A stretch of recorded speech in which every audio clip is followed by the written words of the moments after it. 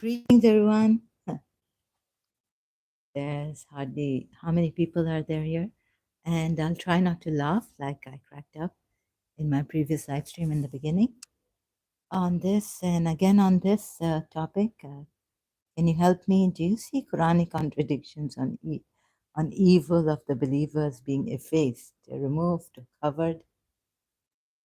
So this is there. Do you see any contradictions? Especially the Shias. I'm so flabbergasted by the commentaries of the Shias. Also, that in another ayat under in my previous live stream, I showed on which ayat I can't remember right now, and I'll try not to laugh. Sorry, excuse me. This was for my food. So now you see, looking at the kafirs, disbelievers, what does Allah say to them? So there is this believers that there are ayats on this. Allah says, like in Surah Fat, ayat 5, and there are other ayats in Surah Ankabut, Surah 3, ayat 195, we saw. But there I had a little, I was feeling sorry for the believers in Surah 3, ayat 195, but not in Surah Fat, ayat 5. Right? So if you believe, the believing men and women, yeah, their reward is equal in the end.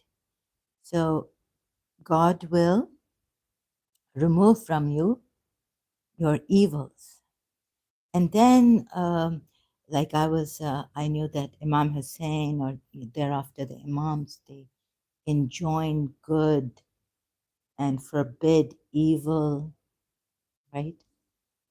So it's forbidden on one hand to do evil. And Allah sends Imams to tell us, and what Imam Hussein did, make us realize that we should not do wrong or any evil.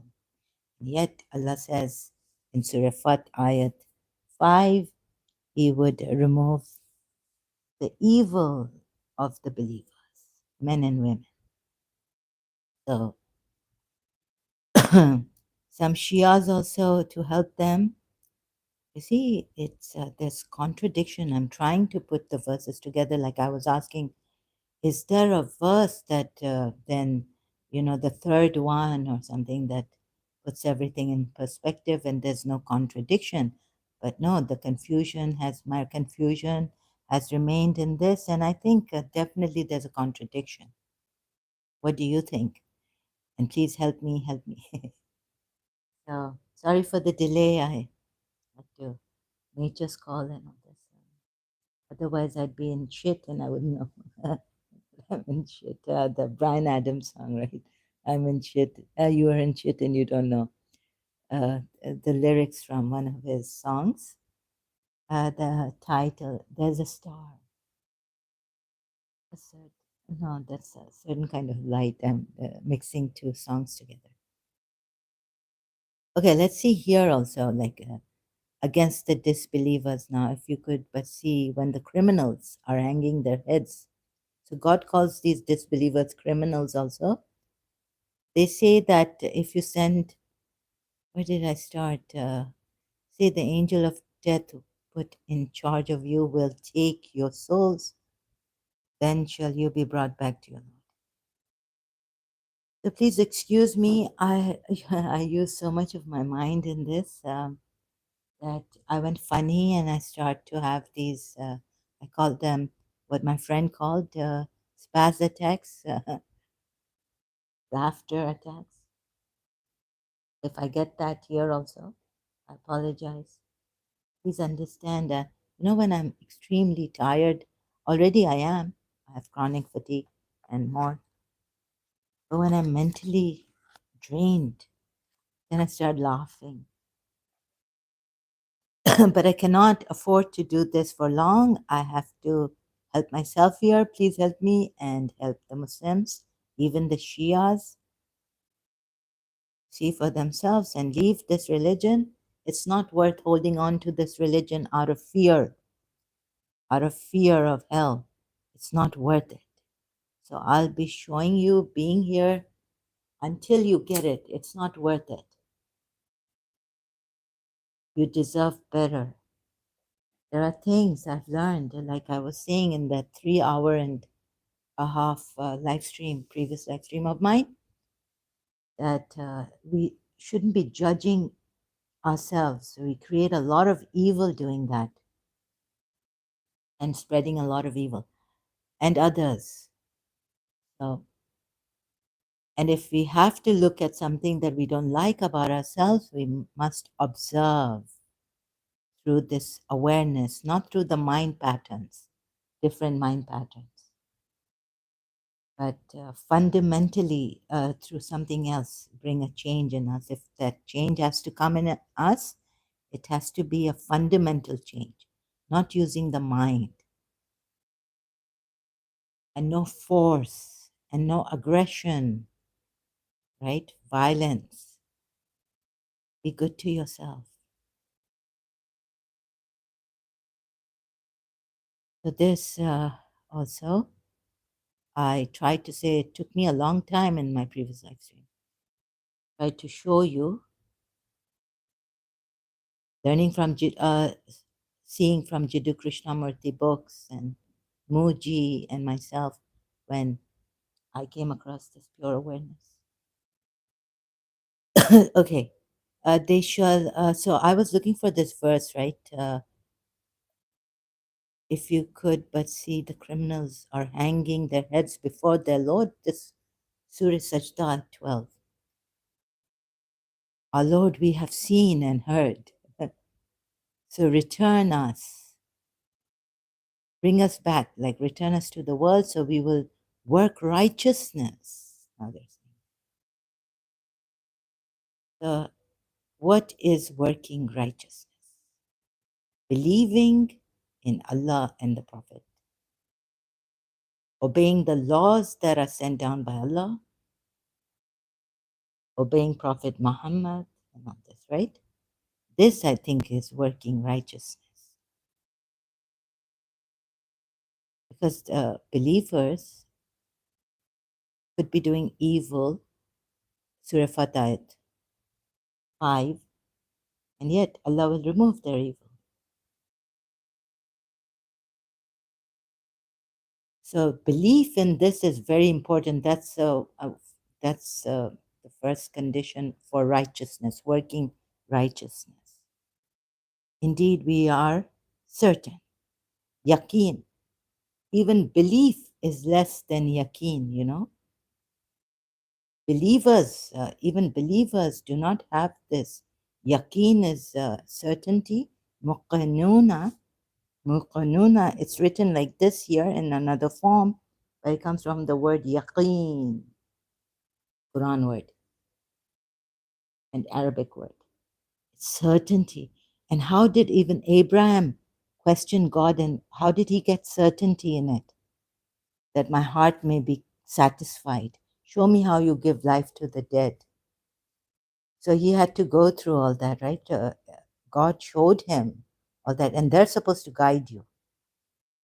Now, if so, and then you're told if you have doubt in this, when you don't have that certainty that Abraham had after questioning God, right? So it is unjust for you, for God to say, like in this ayat, the multilingual Quran. But I'm going to my notes, back to my notes. I've got it in my notes here from Multilingual Quran, so under Surah 48, Ayat 5, remove their ills from them. So the Shias flabbergast me. There is no greater evil than to throw doubt upon Allah and His Prophet. You haven't even witnessed, I think yaqeen, you see, we haven't been guided step by step how yaqeen comes. Just like roughly, being born in a Shia family, Shia parents, plastered under the carpet, roughly. So, how they have They have made us believe roughly, not step by step. So the facility of pardon, forgiveness, protection from sin? No, you don't have protection from sin. You will have an Imam or Prophet Muhammad saying, enjoining a nation, enjoining good and forbidding evil, but yet there's no protection from sin. Of protect you that you are. What I mean is that you would not sin anymore, and so your evil deeds will not have. Allah would not have to remove your ills or evil. See, so I worked it out very simple, which I showed you in a previous live stream. Allah has a soul, nafs. What's the end of this? All this. What's the conclusion? Soul is prone to evil unless Allah have mercy. So Allah could simply have inscribed, decreed, or whatever you translate kataba as on the human soul, then problem solved. Why didn't he? But you say he wants to test us. Okay. So on that, I've been thinking about this when I was a Shia too. So he wants to test us. You see, who is true? So he didn't guide the soul. Surah Sajda 13. We will come to that ayah.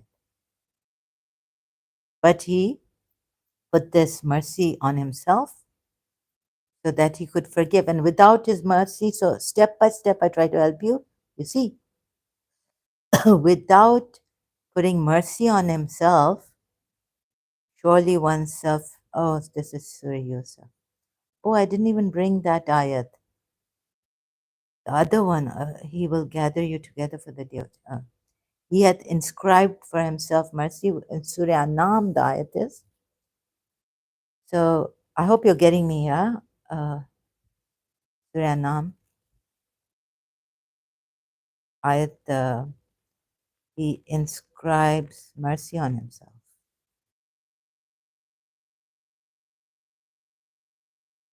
Forgotten the number, 54. You see, this one, important.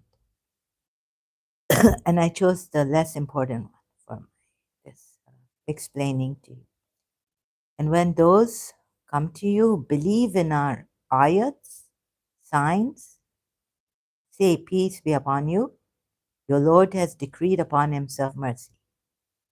That any of you who does wrong out of ignorance and then repents after that and corrects himself, indeed he is forgiving and merciful. So he's done this on himself. Without doing this on himself, your Lord, he would not be able to do this, right? That any of you who does wrong out of ignorance, here it is said. But there, what does it mean in Surah Fatah ayat 5? Your evil, believers' evil deeds effaced. And here, I told you, without him decreeing mercy on his soul,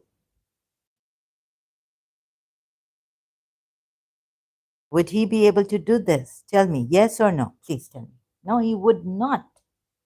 When he himself, please don't bring your, see, use your mind with so you can interpret it properly, how to interpret the ayats objectively, properly, logically, as they are, as Allah says.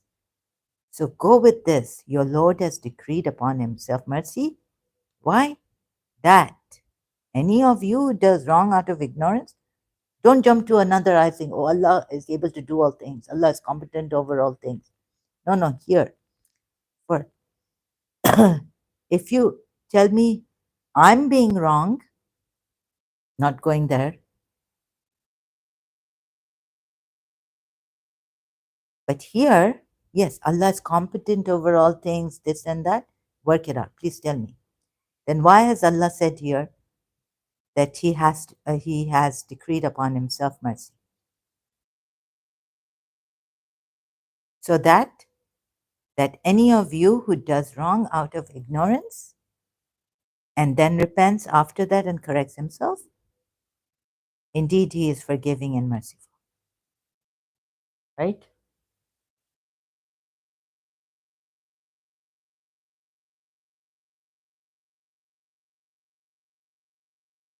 So, sorry, you can't apply the other ayats where God is competent because he himself is saying that he has decreed the big thing on his, ask the Shias when Lord is not Allah as Lord even.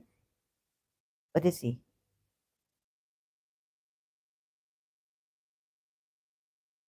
He's beyond everything.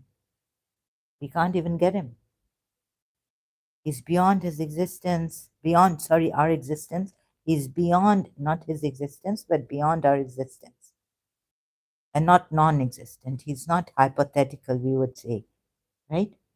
So, this Allah, who has, even in the Quran, it's okay, take competent over everything, able to do everything, Shayn Qadir, and all this. But he has to decree here upon himself mercy that any of you who does wrong out of ignorance, that he may forgive you and have mercy on you. Believers. Believers.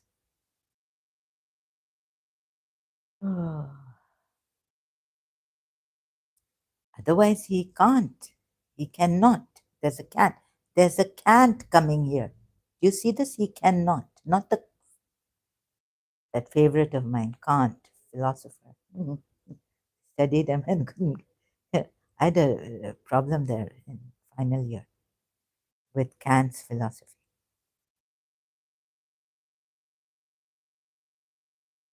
Cannot.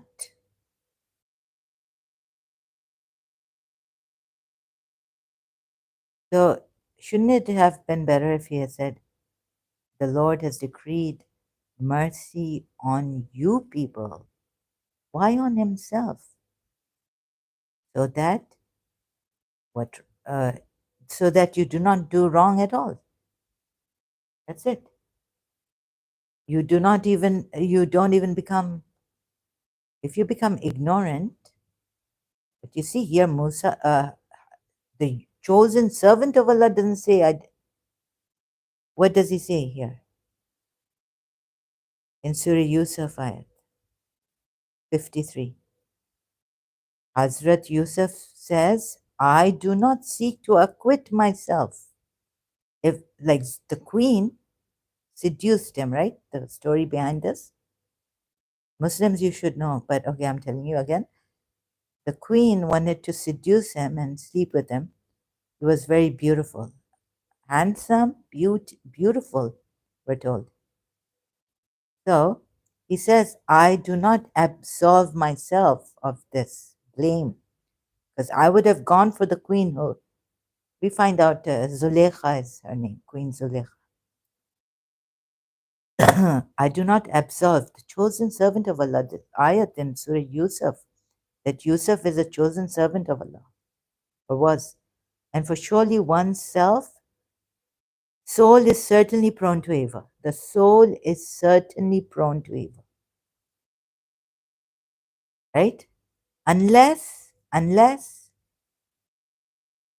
my Lord do bestow his mercy.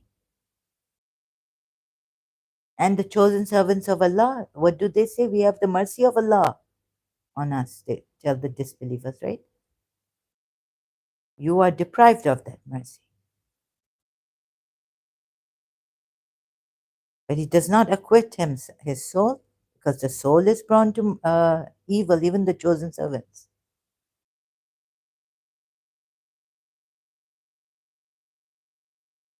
So the simple thing was to put mercy on your souls. You see, when he made you one, Surah Nisa, single being, he should have inscribed mercy on the single being and then dispersed you and made you men and women. And then he says, fear Allah in whose name you plead for rights. Plead. So isn't this like a dua asking? And oh, iyyaka na'budu wa iyyaka nasta'in. Thee alone do we worship, and thee alone do we implore for help. But you ask one another for the rights, right? There's also so many contradictions, really. And Sunnis don't tell the Shias that they are imploring this one, pleading for their rights from this one. They should plead to Allah alone. This also. And heed the ties of kinship. Sure. Heed the ties of kinship, yeah? So he's telling you all this, but he hasn't given you the solution. The solution is not this, that you fear Allah or you obey Prophet Muhammad or Imam Ali or Imam Hussein, all the Imams thereafter you have. Yes, in every era, they're not going anywhere. Yeah, so you have an Imam every era. One goes, the other comes, his son, like that. So, yes, you have all that outside help, but enjoining good and forbidding evil. Also, that you have a nation telling you, and only Shia say the Ahlul Bayt can do this. Muslims alone can't do this. So, all this going round and round and round in circles and linear until the day you are alive, right? You are struggling jihad the nafs, jihad against your souls. You're doing evil, the evil will be effaced. We were scared. I don't know how many of you got that verse, but the Shias didn't get it. Surah Fatah at 5.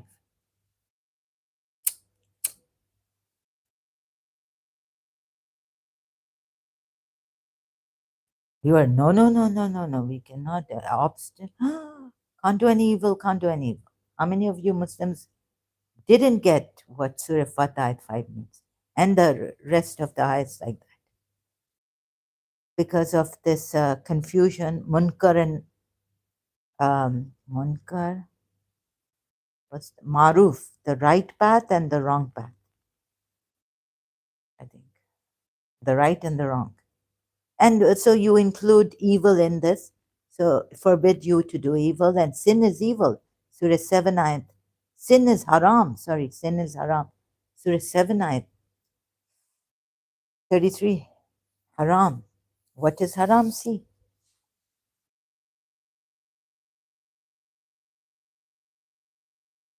So instead of all this, now I've got it.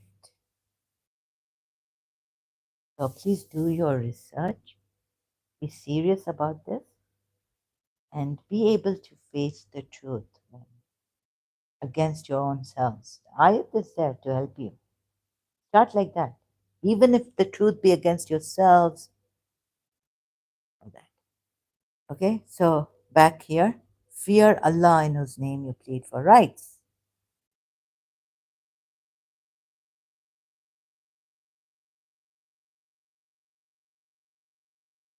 And heed the ties of kinship. Now you see, commands are given, orders are given. We even love for Imam Hussein is there. Imams, all the Imams. But it's not enough. To make us like Imam Hussein or Bibi Zainab or Fatima Zahra, Bibi Fatima. It's not enough. So now I've worked it out after so many years. And I had questioned my religion. Something is wrong. Have I missed something? Or have we missed the point somewhere? Oh, Allah. Then I came to Allah. Why did you create all this and put us, we're so scared and sins and all this.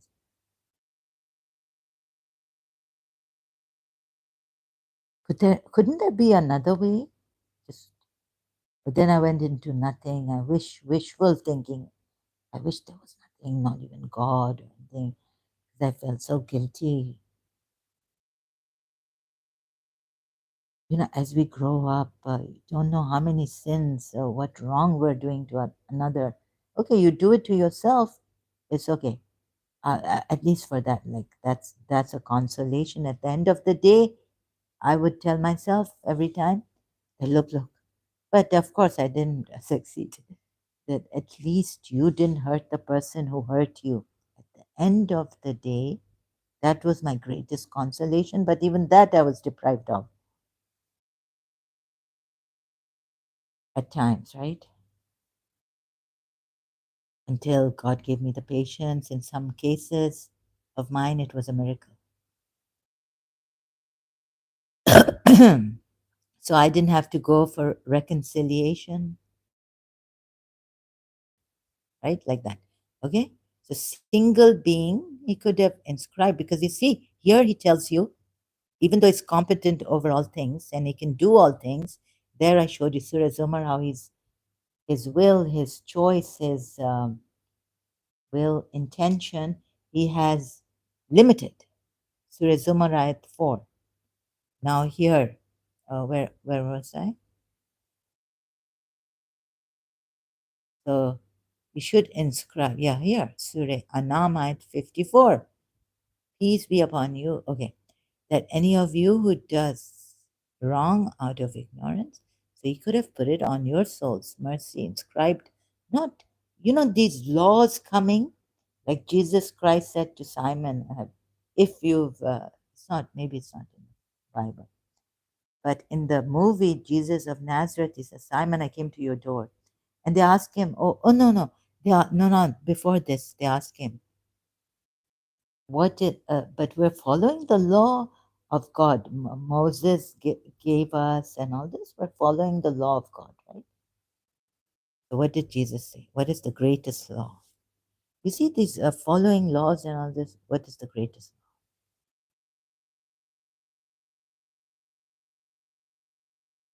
law? That you love. Let's see if I can find it in the Bible. What is the greatest law?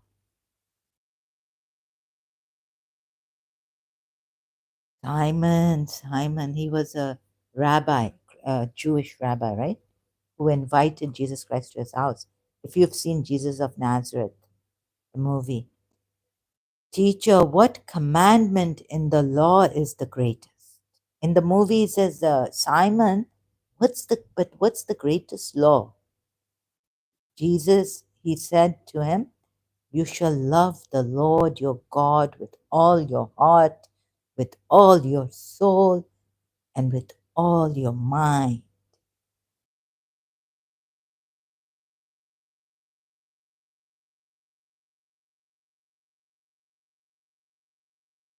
So then came Mary Magdalene.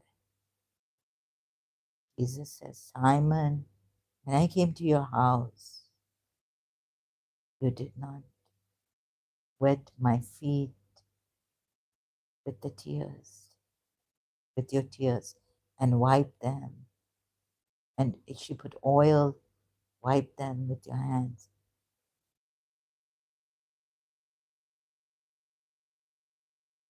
Forget the laws. This is the greatest and first commandment. And the second is like it. You shall love your neighbor as yourself. Well, what is the most important thing? Love. If you have love in you, you can be sure one thing. Robert Schuller has said this in his book. Whatever the problem may be, and Jesus Christ in your life, because Robert Schuller was a pastor, is a pastor. I mean, long live Robert Schuller. If you have love in your heart and Jesus Christ in your life, you can be sure of one thing. Whatever the problem may be, you will find the solution for it. Love dissolves all problems.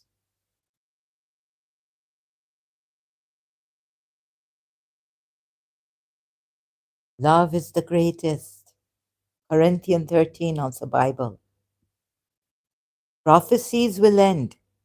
That faith, hope also. Do not waste your time on hope. Let the morrow take care of itself. Do not worry, and do not even hope. Just be in the present. Love brings you to the present.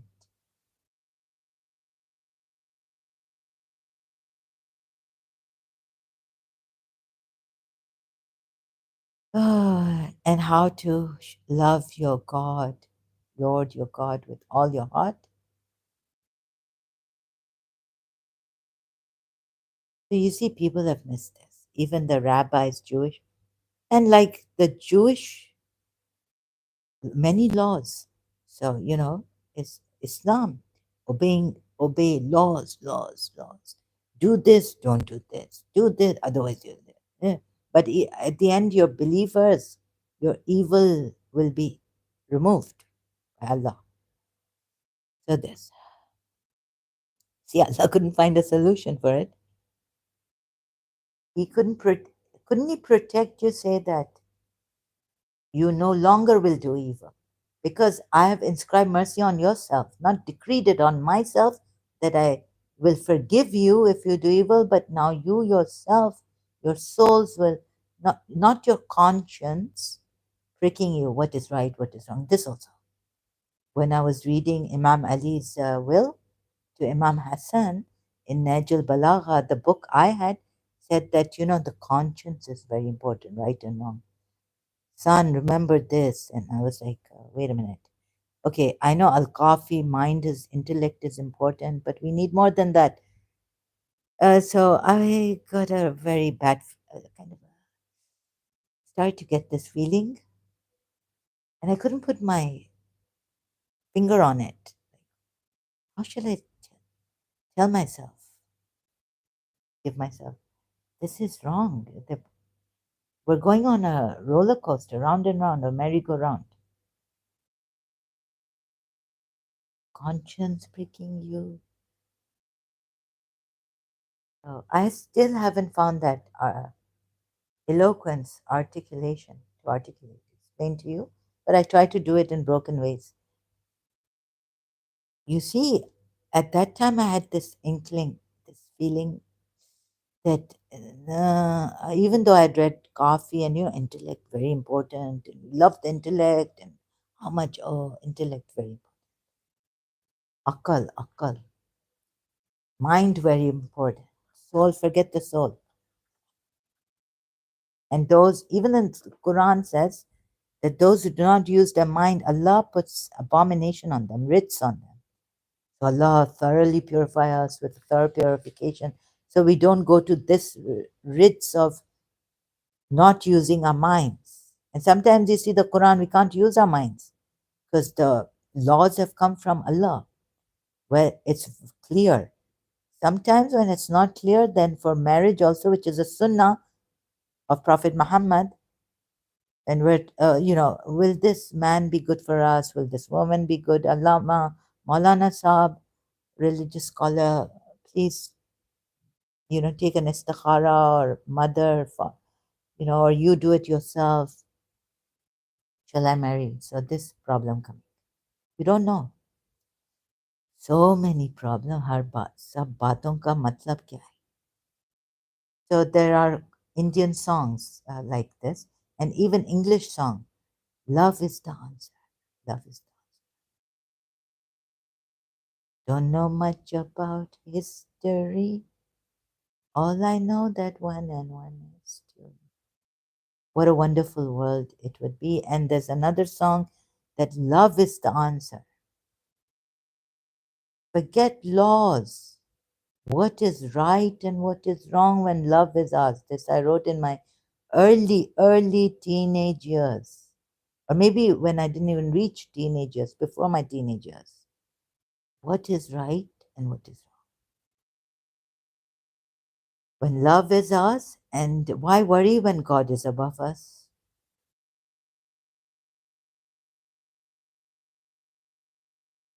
But even Moses felt frightened. When I read the Quran, I feel like, what is this?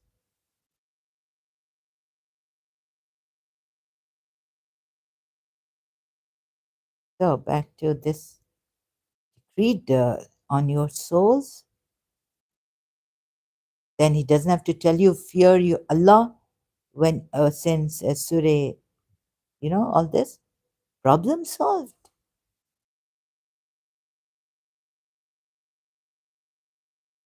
Are you going to still tell me that you say you believe, but Allah's told us this? Ayat coming.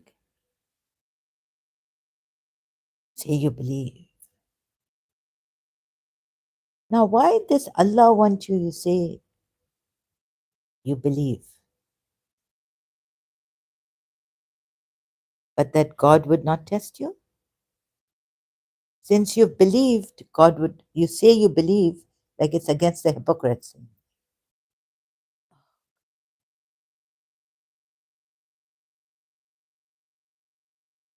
But Quran ayat. I think it's in Ankabut. Surah Ankabut? Do I? Yes. Say you believe. Do people think? Like, how do they calculate? How do you calculate? Do you think the people that they will be left because they say we believe and they will not be tested? Now I'm really mentally gymnastics. My mental gymnastics is in. I've had done a lot of mental gymnastics. I'm very tired, extremely tired. You cannot imagine how tired I am. What's up, duck? I don't know what's up. No, no, but God is not up. Do men think that they will be left alone and saying we believe and that they will not be tested? But we have certainly tried those before them. How you people judge? We have tried before them, and Imam Hussein came true to the promise. And Allah will surely make evident those who are truthful, and He will surely make evident the liars. Okay. So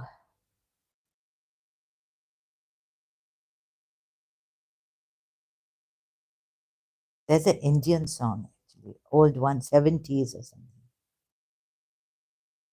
माफ कर दिया तुमको प्यार की किताब से जुदाई का नाम भी साफ कर दिया हमने नादान समझ कर तुझको हमने अब तुझको माफ कर दिया हमने like innocent, you're what did Jesus Christ say on the cross?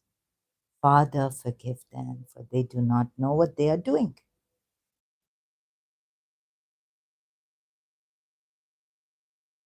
So innocent samajhkar thought, because you're ignorant, not innocent, ignorant or nada, ignorant, innocent, maaf kar diya, forgiven you. You see this love. Not that you love a criminal and because that's not love. But, I think evil has been created by us, the mind. It's very tricky. There's good side of the mind. There's also bad side of the mind. Oh, so what could, like, not you love a criminal just because you're emotionally attached to the criminal, you can't let go of the criminal, and then they say love is blind. Oh, they've messed up. I've lost my love through the gardens of terror.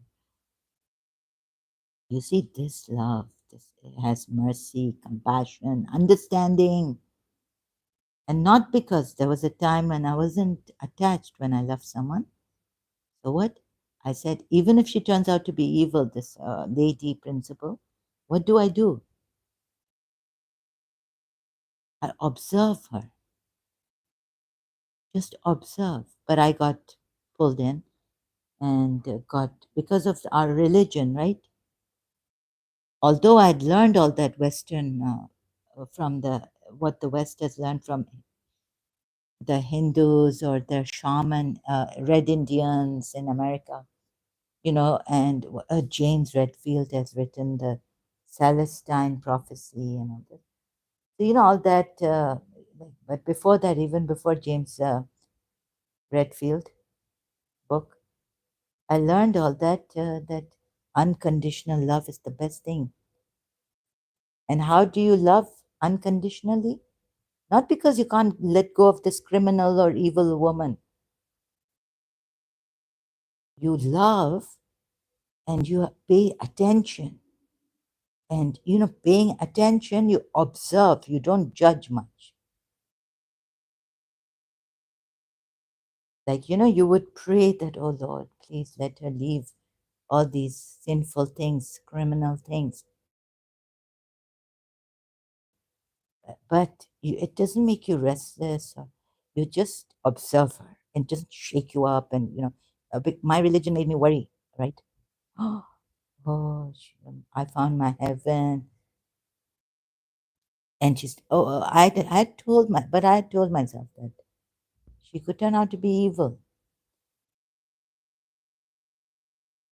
or misunderstand you. And she's thinking she should leave me because she's older and I'm younger. I have a life ahead. Things like that, differences and all, feeling guilty and why should young this, that. Okay, so many problems, right? Many things coming up. So that's why I was pulled in because of my religion and her religion, and then more on the religious side I became. See, there was no consistency, but now we have that, Moji.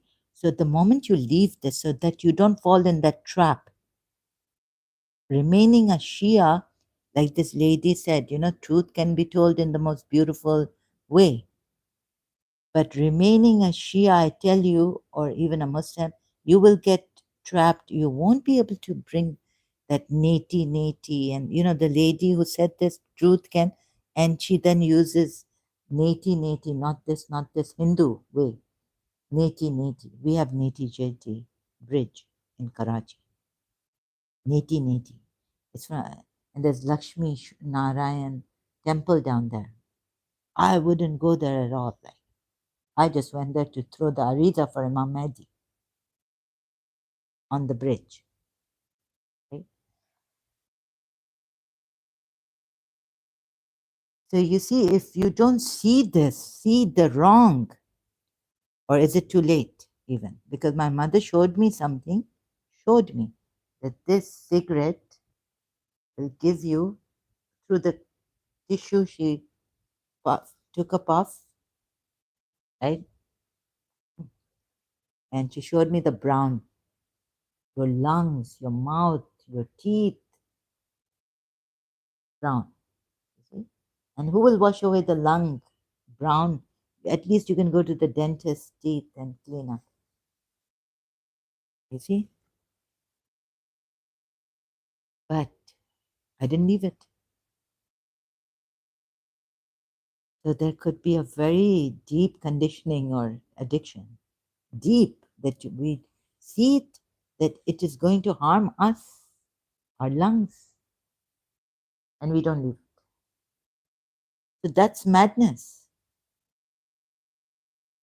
That's crazy after addicted. Another, like, this is, addiction is like madness.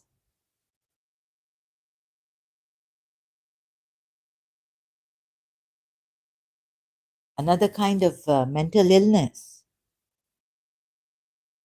It gives you. You can't leave it. You're out of control. One part is saying, someone is showing you it's bad for you. You can't leave it. So we'll have these kind of Muslims coming here, even Shias. It's kind of madness. मुझे ना समझाओ मैं, like, don't talk against Shia Islam. This is mental illness of another kind. Addiction.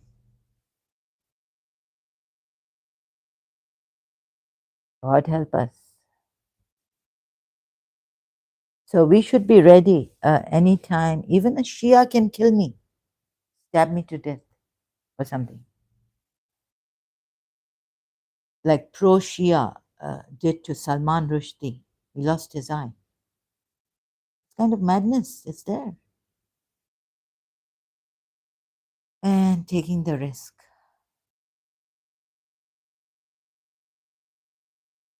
So maybe you will, maybe I can't save those because I can't save myself also. from the addiction I have. But keep trying, keep trying. Right? At least this is harming me. Oh, but it is still madness. And okay, passive smokers, I get it. So, but the thing is that there was a time when they were saying that, passive smoking is worse than smoking, that it gives you cancer. My Christian friends were telling me. Even though I'm smoking outside in the balcony, they're standing there, they're saying, you're making us passive smokers, you will give us cancer. And I couldn't leave it. So I'm feeling more guilty. And you feel guilty, guilty, guilty, guilty. And so evil is all this. You see, this is evil. Not that some one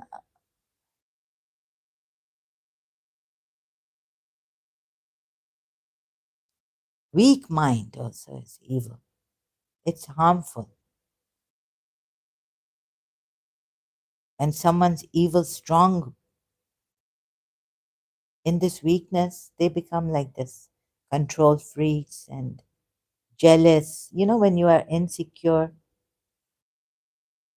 and you're judging yourself, what the world and world would ask from you, expects from you. But Allah would love even the ugly. If sometimes I'm thinking that for Him, the outside is not important, the inside is important. Maybe I also have this a little bit of choice who I want to marry and all this. And so judging. Okay? So the less we judge, the more we like, it doesn't make us panic or anything, right? Okay, so this person, I've seen some weaknesses in her, I've seen some weaknesses in myself, but I wouldn't do what she's doing, and then getting. But if you just with yourself also not be hard, with others you will be soft,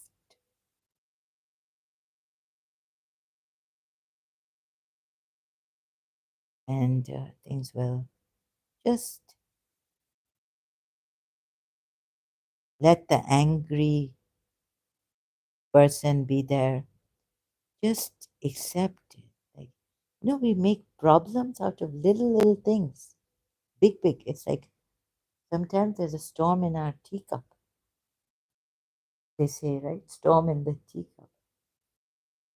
Oh my goodness. Oh. Uh, so I had a very strict teacher whom I adored.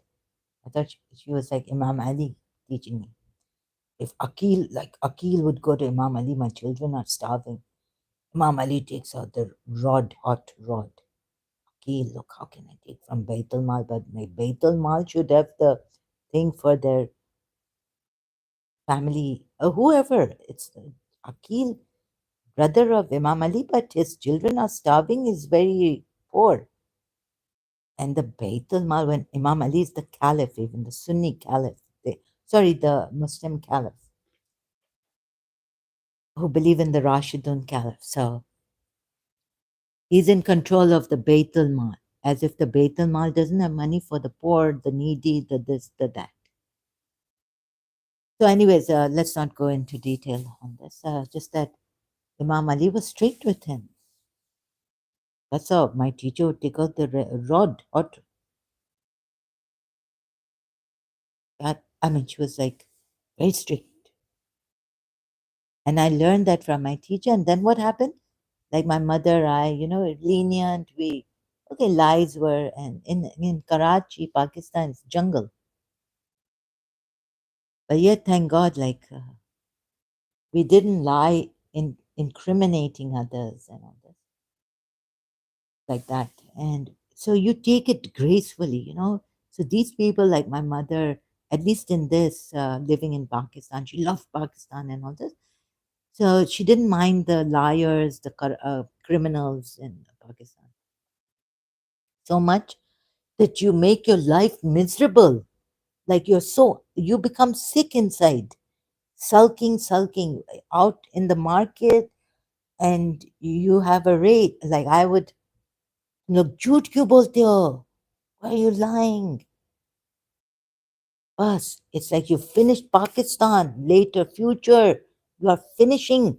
You are ruining your country. You are liars. What this, oh, what was the price? You have lied to me. Now when I bargain, you give me less. That's favorable for me, but I realize you are lying. First you said 40 rupees. Now when I'm walking away, come back. We'll give it to you for 10 rupees.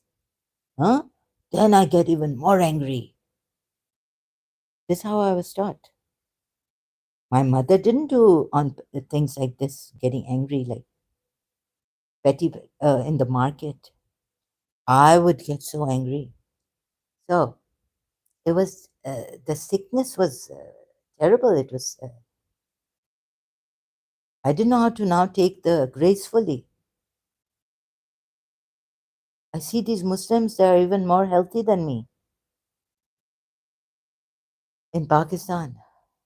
The ones who are doing good also, but like they're not lying. They're not. They're good, normal people, healthy. They don't throw a rage at someone who's lying or ये देखो ये क्या हो रहा है and they're treating us like children here in the college. And you know what? Worried. I'm okay. You're okay. No. We will end up like children. Then the principal tells me when I gave her her tea cup. I said, Miss, please be careful. It's hot. She says, do you think that, why are you treating me like a child? As if you didn't treat us like children.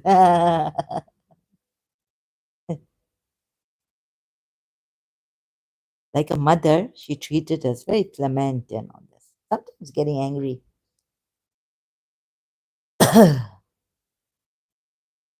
See the irony.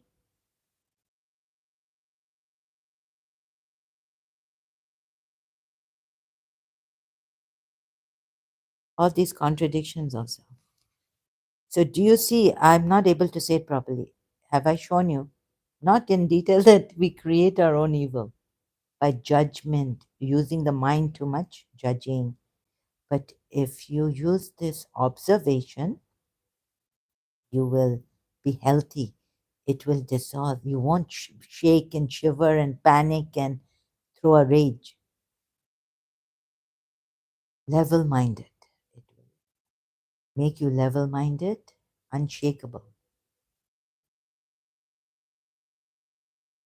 And also not like these lawmakers. Khalil Gibran has written in The Prophet. What has he written? That we make laws to break, like children were playing and all this. So, do you see this run around here? This is not from Allah, the one. Okay, they have used that, whatever the realized, truly God realized, or hakikat, reality, haq realized, would give them. They've stolen it and they've exploited it to no end, so that you remain small, you remain guilty, you remain sinful, and you obey for control. You obey Allah, and not only Allah, you obey the Prophet for control and all this. I could see it. I hope you can see it too by now. At least, okay. Okay, I have this addiction, right? Do I at least accepted that this is wrong, this is harmful. And if you can't leave it, at least say that yes, I have accepted it, that this is wrong, this is harmful, but I can't leave it. At least do that instead of threatening people. This is beyond, this is a madness. Sorry, I don't understand. Maybe if I go mad, then I'll be doing that. Like, like if, let's say, my country says, stop smoking or stop drinking tea, we will not give you tea now. Yeah. So I don't know. Maybe I'll, abuse what this and why. Oh no, these people. And okay, I know they're doing good for me, but they should have, God knows, either I'll go crazy here and do something to myself. I'll harm myself, not them. Oh, they've now stopped giving cigarettes, selling in the grocery supermarket, uh, these residential area. What will I do? I'll die. And they haven't even, at least be a little merciful, understand, right? All of a sudden, they started this.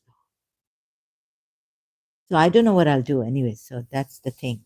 But at least accept it. So if you don't accept it, that means you're gone. I know that this is wrong, and I see it. And to my friends, if they tell me, "Oh, give me your cigarette, give me a cigarette, let me try it," I'll say, "No way, no way." So I've fallen into this daldal's quicksand, and I'm telling you not to jump in this quicksand, or at least realize this is quicksand. Now, this was my religion. I realized this is wrong. I may still be addicted. Conditioning is there and start saying the nohas, and then it really gets me even worse. But the thing is that at least say it's wrong, right? At least. Otherwise, what are you? In what madness have you fallen?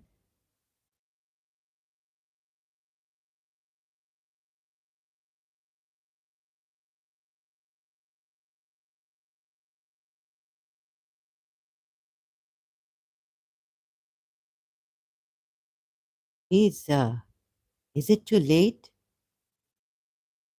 for some of you? I don't know. Okay, so we'll talk about that more later. But we have certainly tried those before them, and Allah surely make evident those who are truthful. So let me just think about this, and He will surely make evident the liars by testing them. You say you believe, but that you will not be tested. Imam Ali in Najul Balagha has said, don't expect from human beings anything. Expect from someone who can give you, like you, I can expect from Allah, right? And then my aunt says that you expect a lot from Allah. But so whenever you put your expectations on human beings, what happens? You get disillusioned. Imam Ali has said this. But when you put your so it's stupidity, right? It's a foolishness to put your trust or on something or expect from human beings when they can't give you that, right? And yet Allah expects to believers, He expects from believers, testing them. And to also know the difference between which believers are true and which are liars, hypocrites. And you think this is good? This was At least try to find a solution for these hypocrites. I tried to find a solution for Shaitan.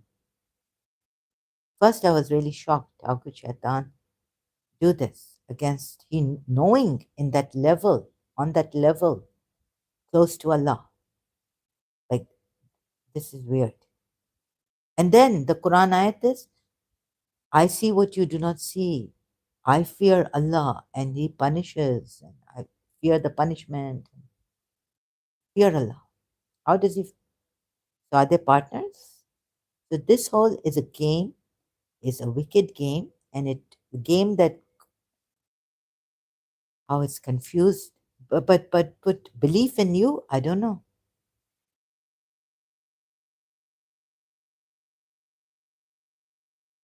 Wicked game. Or do those who okay, let me. Whoever should hope for the meeting with Allah, hoping for the meeting with Allah. Hmm. Oh yes, because Allah, Lord has taken witness, testimony from believers. Am I not your Lord? And you have forgotten, so remember. Believers will be test. You will be tested. Saying if you just say you believe and that you will be tested.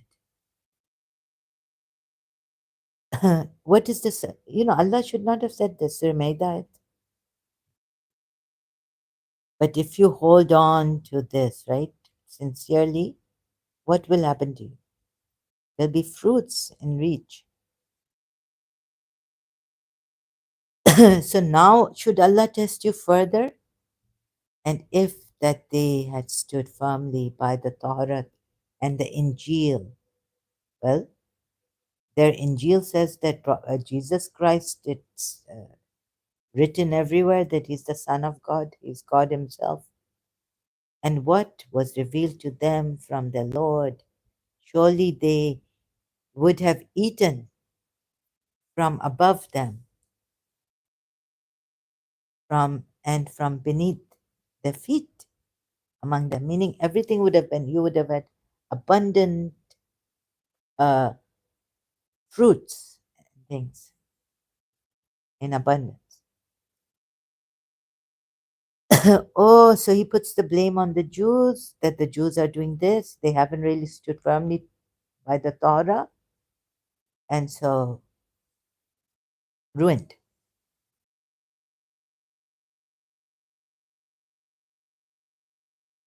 And they've changed the Torah. And he puts a different blame, like same sometimes, and on the Christians also. And finally, the good Christians, they cry when they hear the Quran ayat and all this, right? But they're priests and all. But then eventually they're going to hell. So this above them and from beneath feed among his community, moderate. But many of them, evil is what they do. Again, sa, we come to the same word. This doesn't escape me. Sa. Evil is what they do. And the believer's evil will be effaced.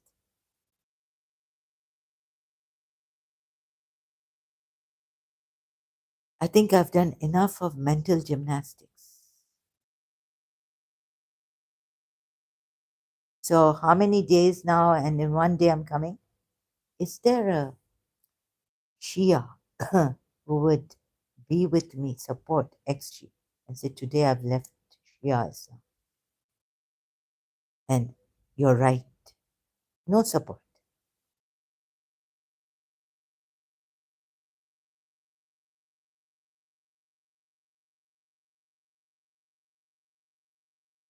Not to test. So the Jews are sitting with oases and all this in Yathrib. So they must, this, some of them have stood firmly by the Torah. No, no. Listen now. This has come. Now believe in this. Otherwise, you're gone. Right? So even the Christians never gave Prophet Muhammad a fight. You know that Mubahila, we know about it. Shias have Eid Mubahila. Christians never gave Prophet Muhammad a battle, never breaking oaths, anything. These poor people paid the jizya, this, that. Guess what? Maybe you'd say Roman Christians,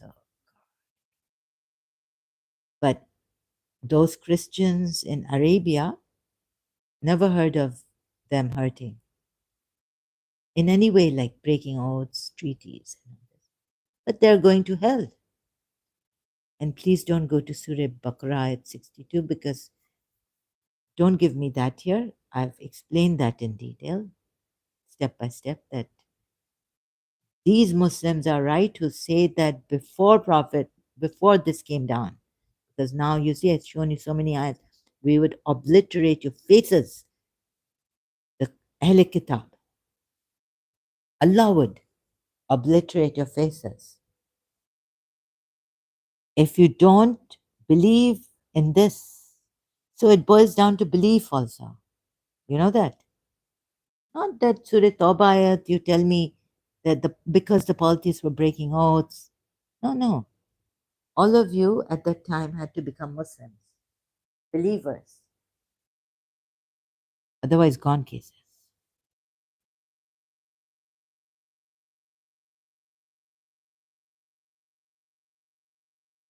Do you think he would make the Christians remain there and not give jizya and become dhimmis? Okay, you're not allowed. Okay, you're exempt from military, army. So we take care of you, but dhimmis are second class citizens. Hmm. So on belief, you are second class citizens. And in the end, what will you will go to hell, right? So this. And then the other thing is, if I can't convince you in this way, maybe in another way, observation and all this awareness, and need to get you out of this. At least say it's wrong. At least. But we can't help it.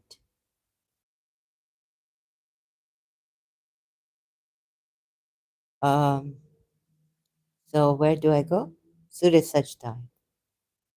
If you could see when the criminals are hanging, what did they mock, scoff?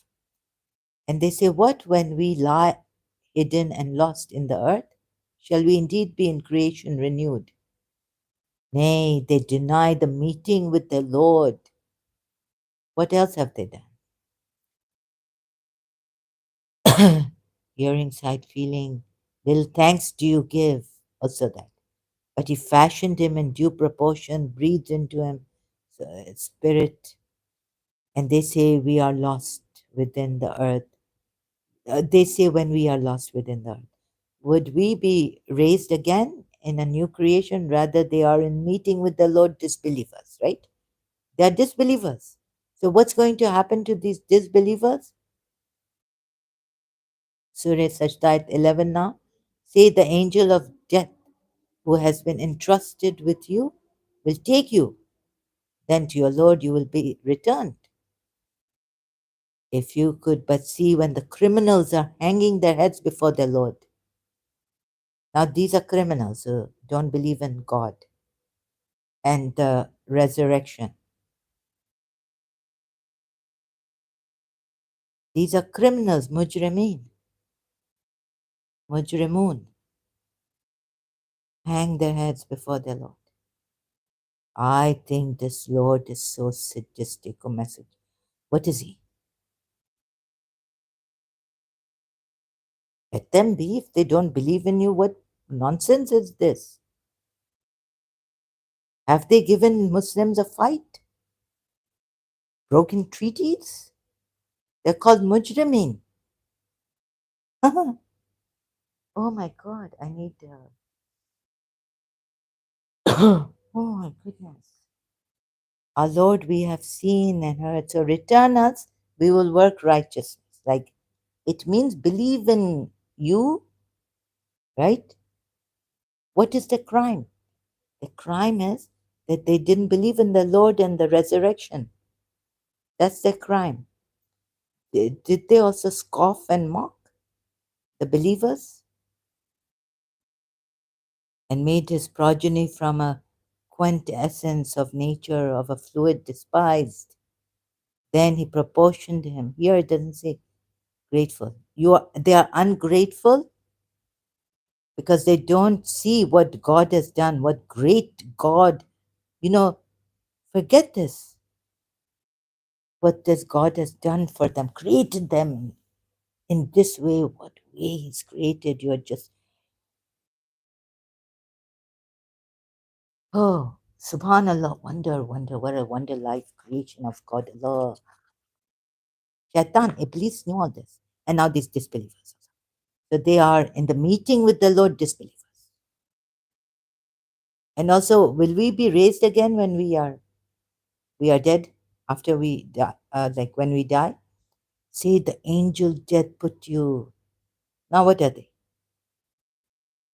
So if you're going to tell me that they were criminals because they harmed people and they fought the Muslims and all this, you're lying. I mean, it's not right. It doesn't go with the interpretation of the Quran ayats. Here, the disbelievers are criminals. Sachwala Sahib was right.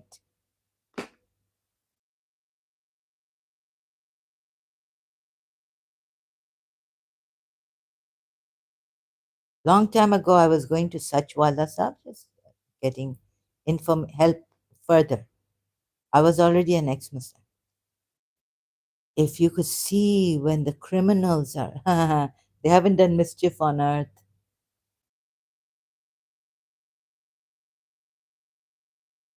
We will work righteous. And what is working righteousness? Let's work it out. Piecemeal. Yeah, I haven't really done my homework for this live stream properly. Sorry. Return, and we will do righteous deeds. Like believe that Allah. Allah is the one. Believe in Allah and believe in resurrection. Oh my God, that's working righteousness. Shias helping you, and if we had also helping you, help me, please cooperate here. And if we had will, we could have given every soul its guidance. Now comes this when I questioned. But the word from me will come, this shaitan, I tell you. Yeah, there could be an entity. No, no, no. There's no God entity that is shaitan. It comes from satanic minds. This is man made. My Hindu friend was right. But I didn't get her. I was like, you have so many gods, and I didn't question her. Like, but that's not man made. And this religion is man made, but no, I didn't question. I reflected in myself. These religions are man made. So,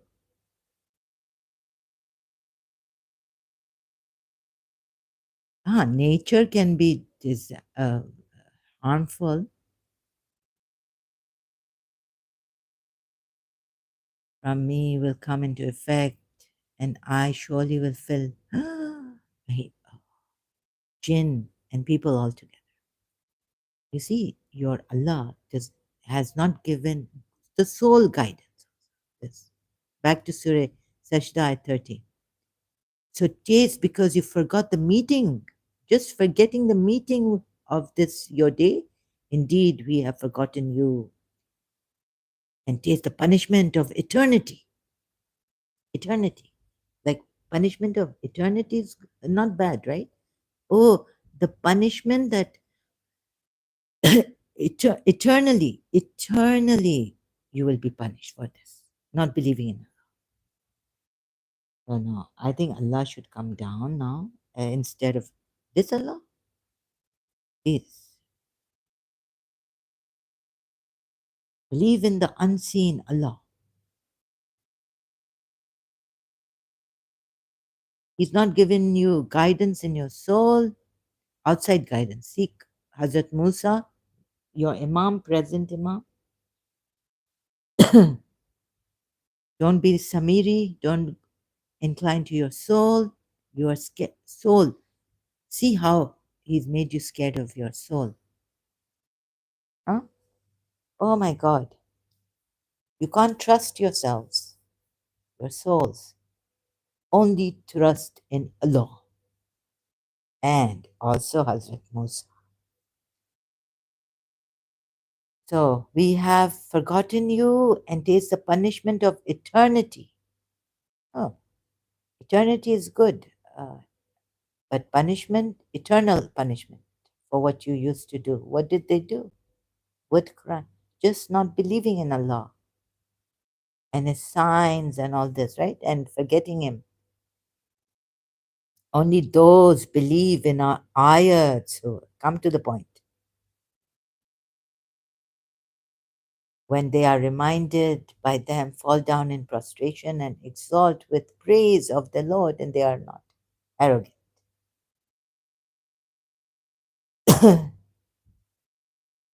So these disbelievers are arrogant also.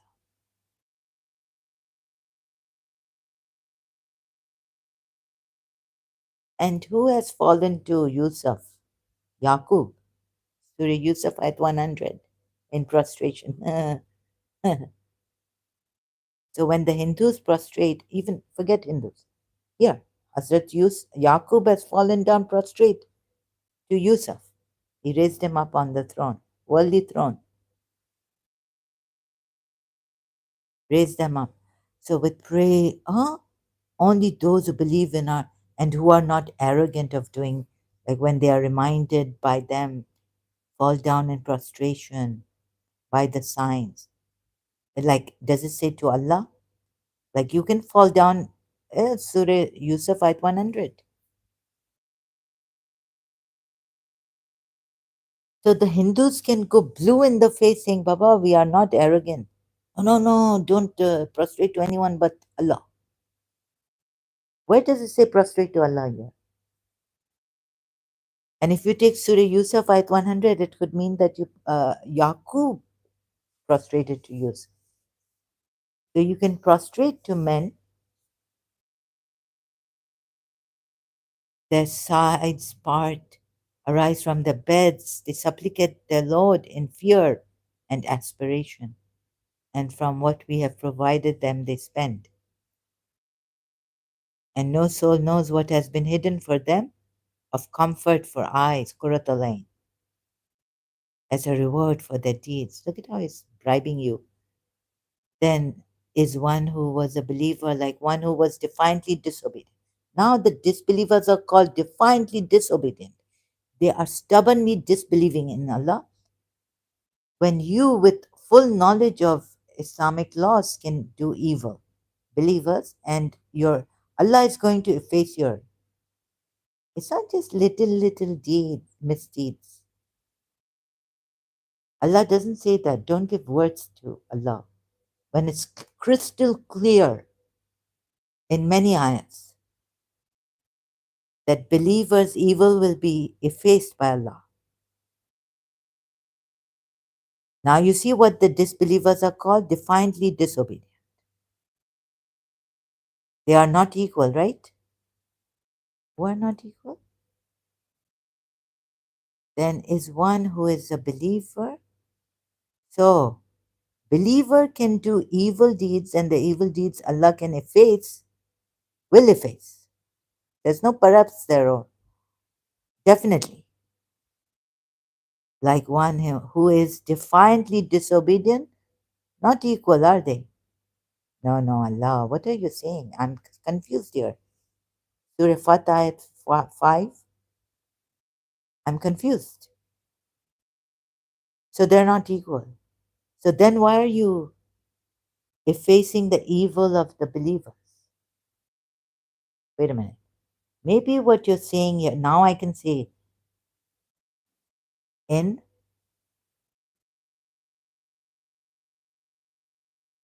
oh, so now maybe, how shall I put it? Now what are mujrameen disbelievers, defiantly disobedient disbelievers? You saw? Arrogant disbelievers. We're just not believing in Allah, giving thanks and all this, and not invoking Him and praying to Him.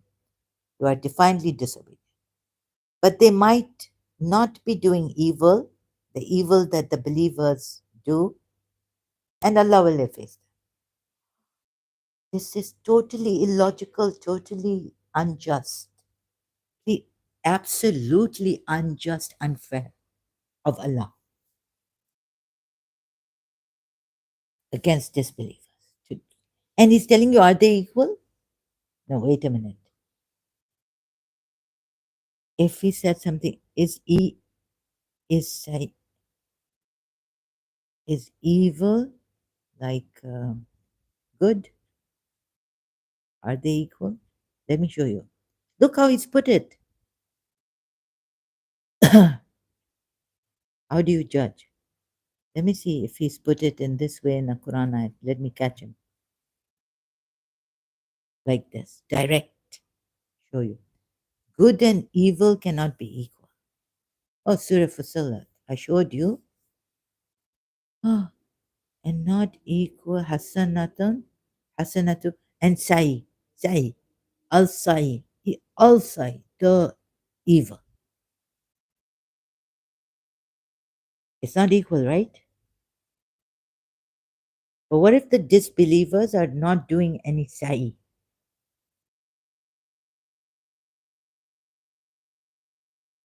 Yet they will be. They are Majrameen, we saw, criminals. They are arrogant. Moreover, they are defiantly disobedient. This is their crime. Not believing in Allah, not obeying Allah, they are defiantly disobedient.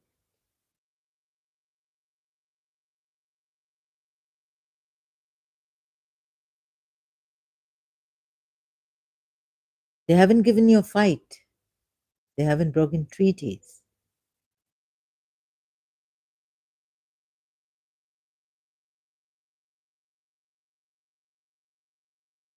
What are you to do? He's telling you here that look, good hasanato al hasanato. Huh? And evil are not equal. Repel evil with what is good, best, better, as sahana. And behold, one between you and between was enmity, him will become your intimate friend. Wali. Hello, Shias. Wali. Here. Oh, what? Another point on Wali. And not equal are the good deed and bad by that. And which is better? Imam Ali is not the only Wali. Shias, true Wali. And thereupon the one whom between you and them is enmity, as though he was a devoted friend, become. Meaning, oh, Wali, your Wali. He will become your friend, Wali.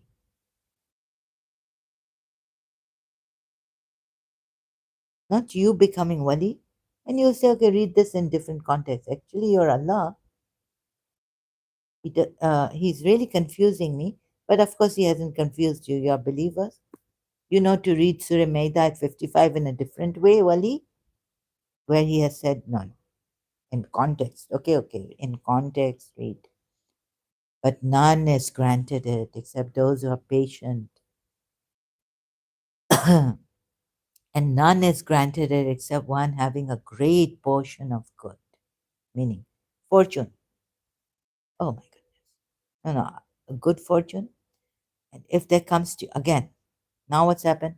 When you're told if you stay steadfast on Allah, angels descend on you. In this ayat, surah, in this surah.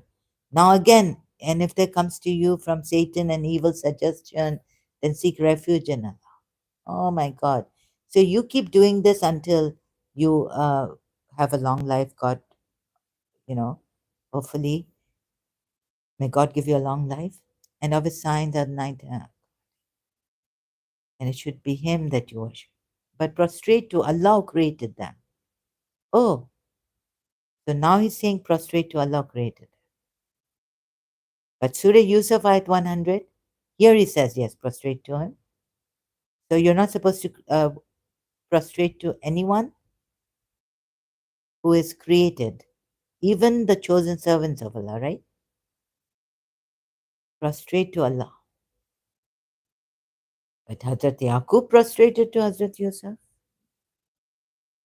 So this is general ayat. It shouldn't be like, oh, since this Islam has come, now you can't prostrate to Hazrat Yaqub or like Hazrat or sorry, Hazrat Yusuf like Hazrat Yaqub did. Surah 12 ayat 100. This is really funny and it's really frustrating. See how he's betrayed you.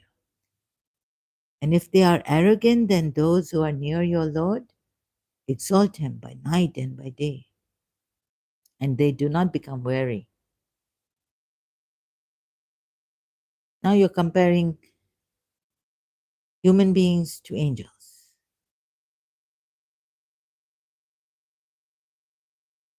And of his signs is that you see the earth still. Excuse me. Oh my God. I don't know. So, and here also. Oh no, not here.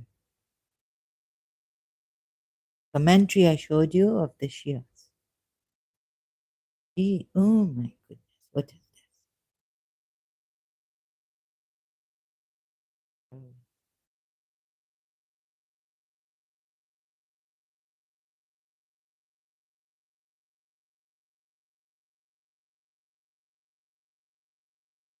Oh my God. And from among you there would be a party who invite to good and enjoin what is right and forbid the wrong. Forbid you wrong.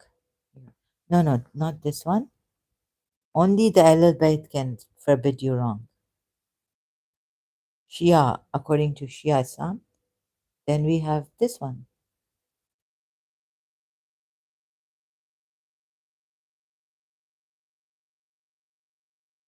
You see, the messenger and those who believe said, with him said.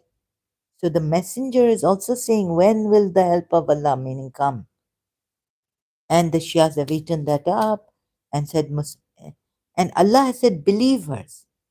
So that Shia who came here, I should.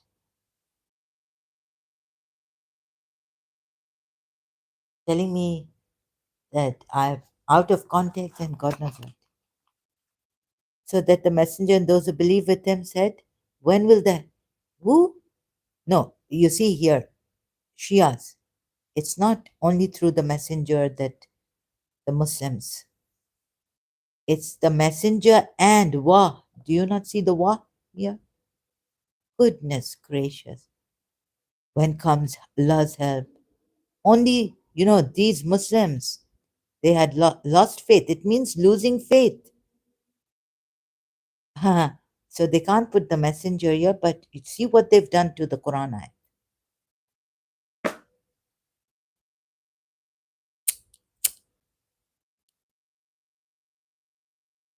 This means losing faith. This means being in despair, which is kufr, my aunt told me. Like, when will Allah help us? Just saying that is kufr.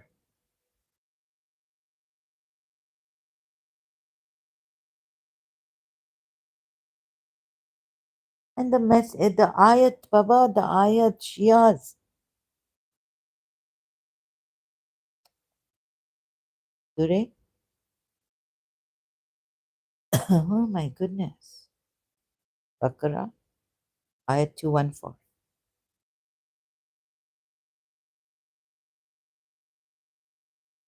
Excuse me. Shias, the messenger, Rasulu, and those who believed, right? Yaqul, until said. Here it said, the messenger. The messenger, it's not only, you see, when the messenger and the believers are, that when will the help of Allah, when they mention to, and wa, and Alladina amanu, with him. And these are alladina amanu, believers, those who believed, not Muslims. You know the difference between Muslims and believers. I was showing Salahuddin, Saudi, right? He's gone away now.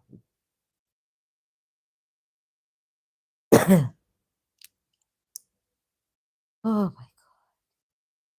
So don't tell me that you're going to interpret this ayat as Allah is saying to us that the Muslims through the messenger, referring to the Muslims through the messenger. But why would he put and those who have believed? And then you're writing here. So you saw the wa or you didn't see the wa. And don't interpret it like you interpret that, oh my goodness. Like Allah, when Allah is saying he has forgiven Prophet Muhammad, he turned to him and all this, it means if he tells Prophet Muhammad to fear, oh, don't hearken to the disbelievers and the hypocrites, it means he's telling because the messenger already knows he's never done a thing which is against Allah, right? No, he has. Surah Tahrim, Ayat 1. And also in Surah Ahzab, he's practiced the pagan Arab adoption way. Surah 3. So, one, since the duty of, oh no, not this one, sorry, I got it wrong. I have to go up again. Surah Baqarah 214, Shia commentary. Please, you're already in problem in Pakistan. You should, when the restless Muslims kept on asking. Now, you know what the Sunnis will say that, oh, they didn't mention the messenger, but it means, and because they've said here, the Muslims were on the brink of losing faith in Allah and His Prophet. They haven't put messenger. Oh my God.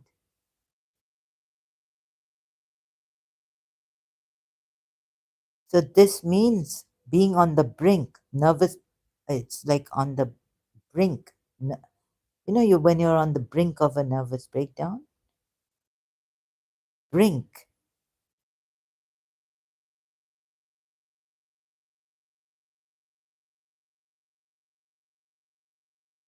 You haven't put messenger. Ah. So, and you haven't even put believers, those who believed. You have, and they say, with him, with the messenger. You see this? When will the help of Allah? And said, when will the help of Allah come? Now surely the help of Allah is.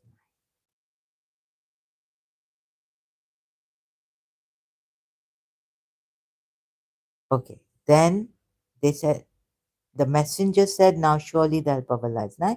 But it means the messenger himself with the believers said, when will the help of Allah? So he had this. He was on the brink of losing faith in Allah. It doesn't say that these believers said to the messenger, when will the help of Allah come? Please pray. You are shafa'atan. You are an intercessor. You are this. Like the people of Moses. It doesn't say that.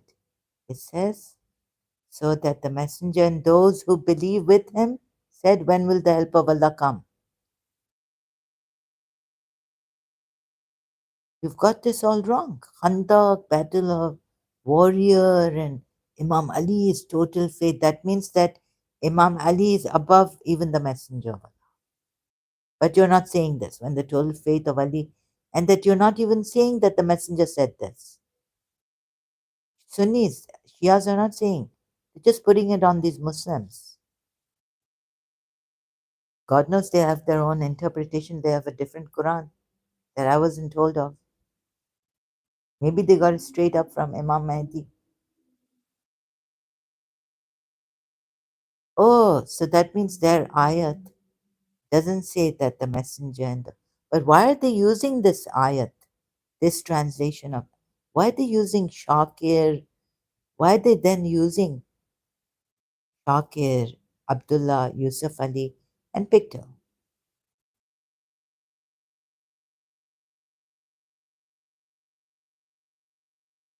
Look, in all three of them it says, right? Pictor's English is like old English style, I think, or Yusuf Ali. Let's see here, this part. Oh, sorry, 214. Pictor, till the messenger of Allah, meaning, put in bracket. Pictor, let's put in bracket. And those who believed along with them said, even the messenger of Allah said with the believers, when cometh Allah's help? Now surely Allah's help is nigh. And the messenger is mentioned first. Now Surah Fatah, the Arabic, and so you try to say that, oh, that last part is for Allah, the first beginning. Okay. This is how, oh, you may. No, no, the messenger didn't say that. Because you see, the Arabic, I'll tell you, Arabic is that, the, till the messenger and those who believed along with them said, when cometh Allah's help? Now you take when cometh Allah's help and you put it for the believers. But they haven't even put it for the believers, they call them Muslims. Ah, Muslims are less than believers in status, position. Badu and ayat. Okay. No, no, the messenger never said this. So Allah should have put that those who believed said, when cometh Allah's help? And till the messenger said, now surely Allah's help is nigh. And then if you say Imam Mahdi has the true Quran that was revealed to Prophet Muhammad, then why are you giving these translators in English? Huh? Why have you chosen them? Again, we're so shaken in spirit that even the messenger and those of faith who were with him cried, when the help of Allah. And I thought this was Karbala. I didn't think it was Khandaq, but my own Shias have given Khandaq. Fine. Oh my.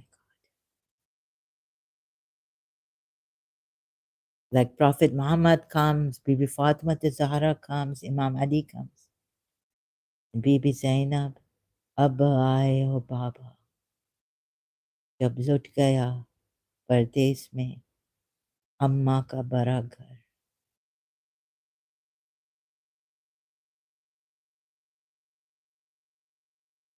Prophet Muhammad comes, and when will the help of Allah come? In Karbala. But you see, why are you giving? That's not for Karbala. You're telling me about Khandaq and Ali's complete faith. This was to establish that Ali is the true believer. No one is the true believer but Ali. And Ali is complete faith, it seems. Because you see, they're called Muslims. So they turned, these believers turned Muslims. They fell. They were on the brink. They fell from faith. Oh, so, okay, step by step I can explain. Oh, so Allah is saying these believers cried. And they became Muslims. Why can't Allah say it? Why do you have to say it? Oh, do the dirty work. Allah hasn't done, right?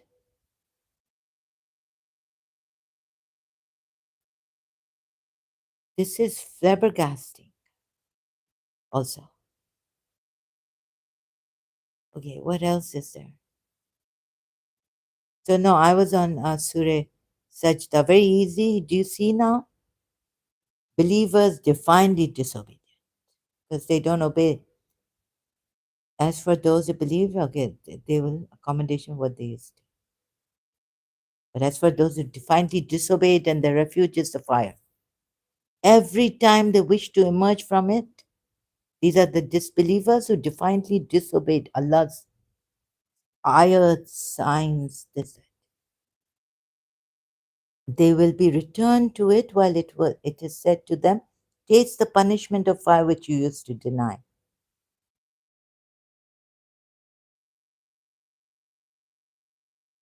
More against the disbelievers. And they will surely let them taste the nearer punishment. What is the nearer punishment? Short of the greater punishment that perhaps they will return. Oh, is the nearer punishment like what Allah is going to do to them in the world? Or what through the hands of the believers also? And who is more unjust than one who is reminded of the ayats of his Lord? Yeah, you see, who is more unjust? Yani, from this ayat, we go to Shia commentary. Now, let me show you step by step. Thank God. Reach this ayat. So, who is more unjust? Azlamu, zalim, zalim. Who is more zalim than he who is reminded of the ayats of his Lord, then he turns away from them? And we indeed from the criminals will take retribution. Now again they're called criminals who turns away from who is more unjust also. So from this Surah 30 Sajda 22, we go to multilingual Quran. No, I don't have to. I've got it in my notes.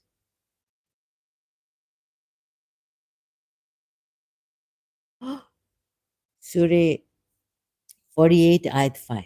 Remove their evils from them. Believing from the believing men and women, Allah says, I will remove their evil. Sa'i. Sa'i. Right? Now you see. That's why the Shia commentary says there is no greater evil than to throw doubt upon Allah and His Prophet.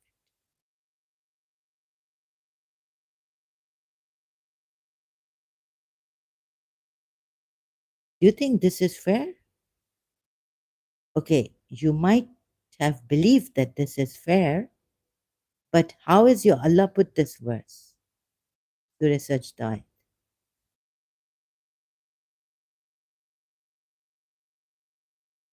Huh? Surah Sajda 22. And who is more unjust? Zalim. Weren't you told believers, even if believers oppress another, like there's Zalim, right? That's why they can't be the Imam. Allah has tested the Imams that there's no inkling, there's no speck of zulm in them. They're masum, infallible. But believers have this. Now, how does Allah put it here? And who is more unjust, right, than he who is reminded of the verses of his Lord, then he turns away from them. And we indeed from the criminals take. Who are the criminals? I thought the criminals were those who were harming others. Oh, the disbelievers, just being disbelievers in the signs of Allah are criminals. And who is more unjust than these criminal disbelievers?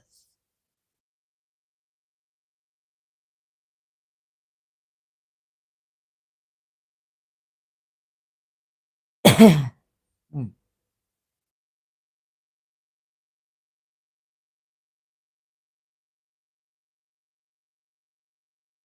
wait. And now comes the Naqibs, Imams, eh, leaders.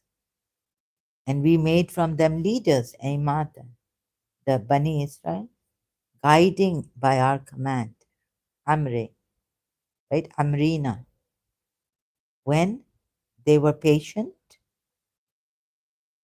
and they were of our ayats certain.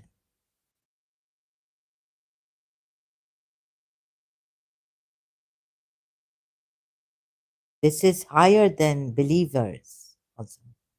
Indeed, your Lord will judge between them on the day of resurrection concerning that over which they used to differ. Has it not become clear to them how many generations we destroyed before them, that they walk among their dwellings? Indeed, so let me see any other point. Have they not seen that we drive water? No. See the signs. They say, when will this decision be if you are telling the truth? Say, O Muhammad, on the day of conquest, the belief of those who have had disbelief will not benefit them, nor will they be reprieved, given respite. No profit will be to the unbelievers, meaning to unbelievers.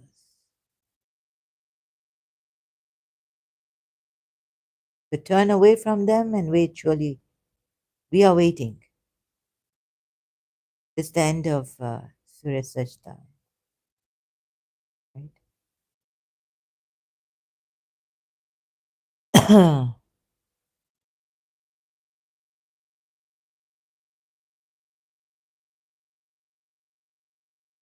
What? That he,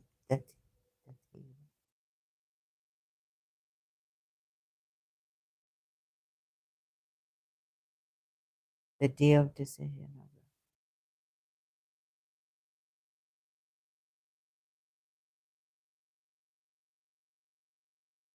Oh, so wait until the day of decision comes. You will see. And do they not see that we do drive rain to parched soil and produce therewith crops, provided providing food or the cattle and themselves? Have they not the vision? Well, Jews have their Yahweh, Christians have their Most High, and then Jesus Christ is God.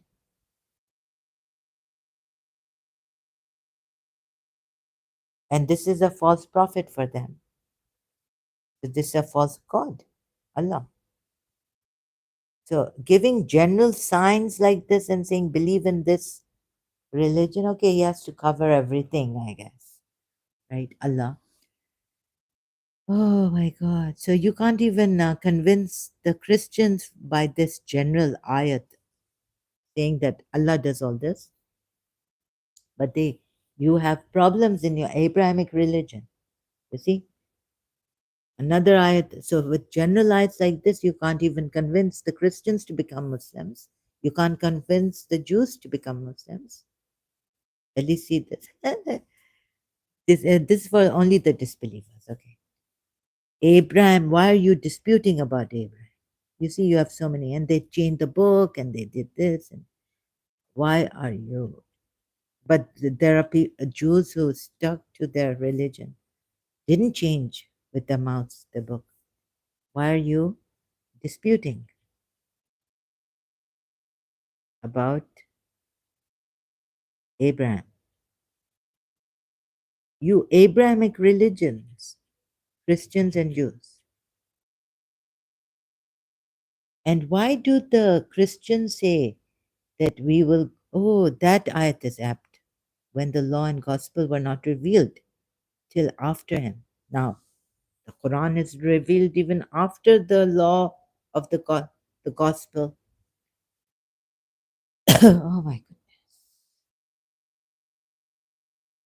How could the Injil were not revealed till after him? Oh my God, Torah, Injil not revealed after him. Why are you disputing about Abraham?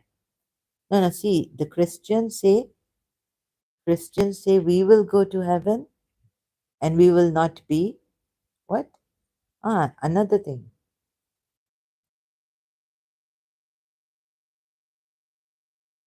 Go to heaven, paradise, Quranic. How do they? Surah 2 at 62. Surely those who believe and those who are. No, no, no, this is. Uh, we will not be, we will go to heaven.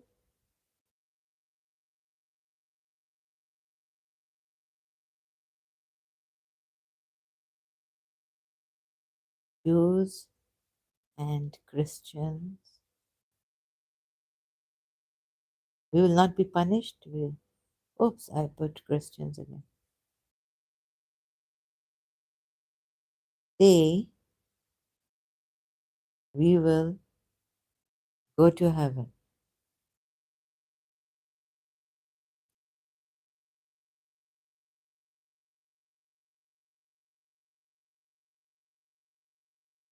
None will enter. They claim, they don't say it, they claim, says the word used, let's see. And they said, never will enter the paradise except who is a Jew or Christian. And are the disbelievers going to enter paradise according to the ayats? No way. Are the Jews and the Christians going to enter paradise according to these ayats? No way. Who will enter paradise? Only the believers. And even their evil deeds will be effaced. That is their wishful thinking. So, God, what? You have told us that believers only will enter paradise, right? And you will even efface their evil deeds. But what is this you're saying here in Surah 2, ayat 111? Oh my God. And you're blaming them, Jews and Christians, each one saying, we will go to heaven. That is their wishful thinking. Say, bring your proof if you are truthful. Right? Produce.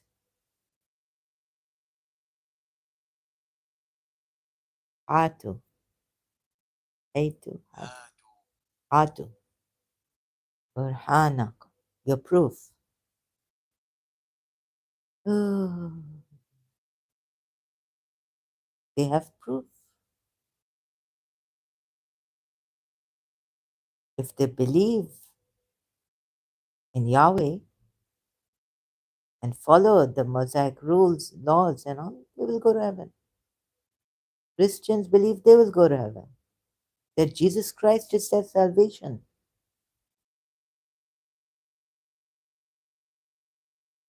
Now you see how wrong this is. Moreover, evil deeds of believing women and men and women will be forgiven, will be wiped out, not even forgiven, just wiped out, removed, covered.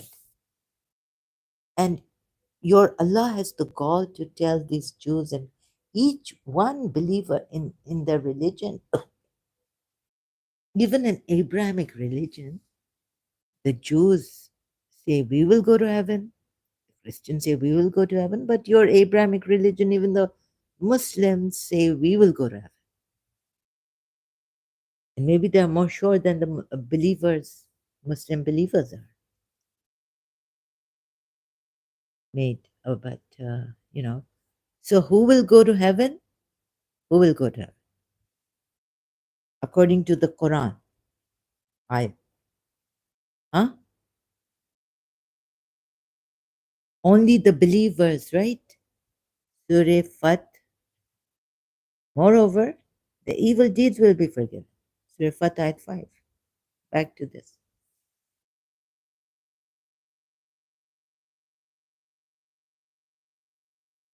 And that he may admit the believing men and the believing women. He doesn't say those who do good. Disbelievers, even if they do good, cannot enter paradise, right? So the same criteria, same thing, right? Same condition for going to hell. Only the believing will go to believing men and believing. Only the believing Muslims will go to heaven. This is heaven, gardens beneath which rivers flow, abide therein eternally. And moreover, they will inherit paradise the moment. And ever that in the sight of Allah is a great attainment. Excuse me. You see, and who will inherit paradise? They will even inherit paradise.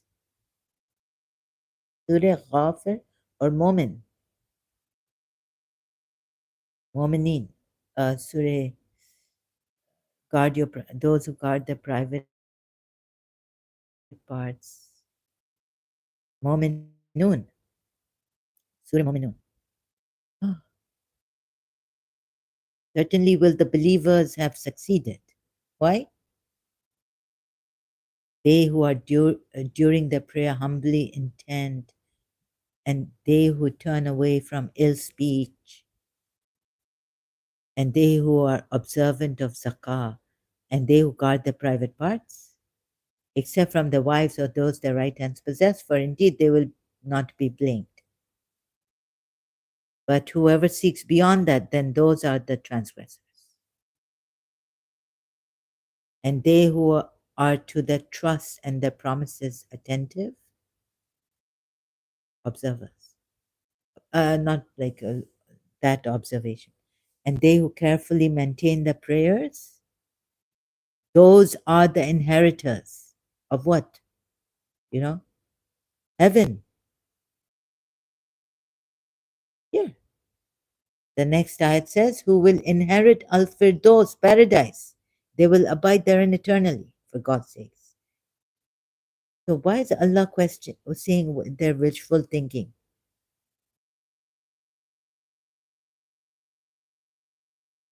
Against Islam, are you saying against Mu'min? No, but the way he's put it here in Surah Baqarah at 111, for the Jews and the Christians, it shows that he's got poor,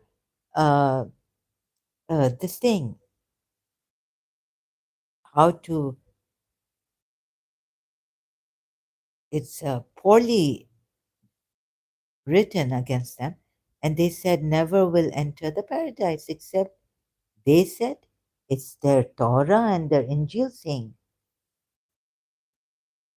who except is a Jew or a Christian. Allah is saying that only Mu'min will go to heaven, moreover, paradise, Jannah, this garden,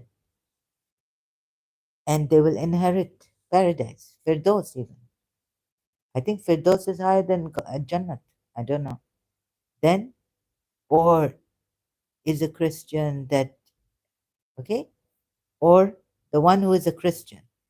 It is their wishful thinking. Say, bring your proof. Oh my goodness. Moreover, Allah has the gall to tell, bring your proof if you are truthful. They have in their Torah and the Injil, the Jews say they will be saved, they will go to heaven. Christians say only they will go to heaven. Never will enter the paradise except who is a Jew or a Christian.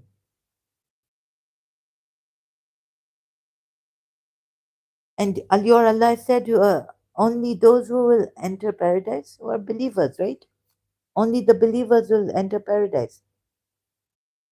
Look, and they will even inherit Firdaus, paradise. Gardens beneath which rivers flow. Moreover, their evil deeds will be effaced.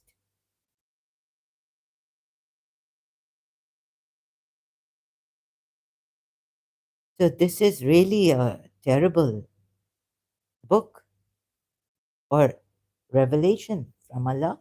It is terrible. So poor, so poor. Please, don't waste your time on this. Come out of the fear. Leave this religion. Decide today you have, make your decision. Right?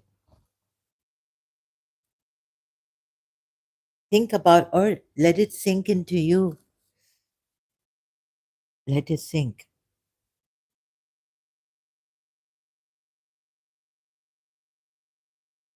These things also give doubts, the unclear ayats, the way reasoning poor, telling them, bring your proof, you're saying this, that only the Jews will go to heaven, paradise, or the Christians. And you yourself are saying, Allah is saying that, what is He trying to do to you? What is He trying to do? And yet give you the tell you that doubt is the greatest sin. We saw in another ayah, not only in greatest crime to be disbelievers, right? So doubt is also, do not doubt. Doubt is also a crime, if not the greatest. So leave it, leave this. What will help you? Like, at least if you don't want to leave it, at least say, I'm in a false religion. Now, are you too proud? Yeah, so that ana also comes, right? The problem is that pride also comes. You don't want to be wrong. You want to be right. You have come against Zahra here, called her a liar.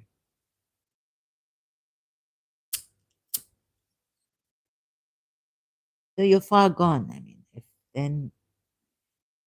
then you see what Allah says against the disbelievers, that they are arrogant. That is all in you. Disobedient. I'm giving you reasons, proof, not reasons, proof from Quran ayats. Why waste your time on this? And helping you to, like, if you're confused in these matters that I was in, and you thought you sure that you have to stay away from your forbidden, munkar is forbidden. That means do no evil.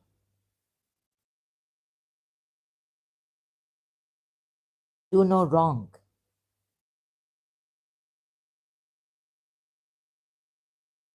Yet, you see, your evil will be effaced. One night, you say, oh, God will forgive. I don't know, but I can't help it, God. I just,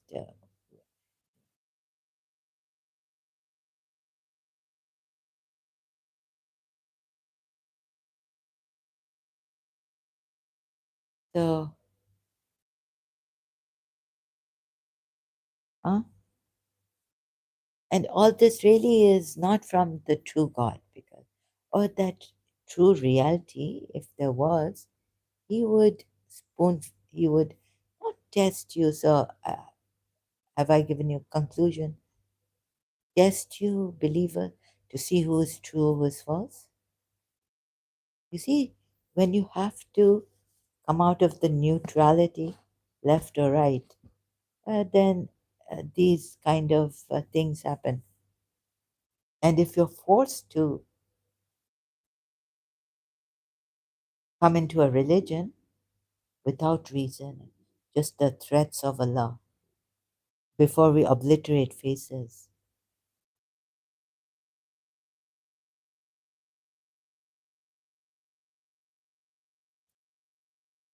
so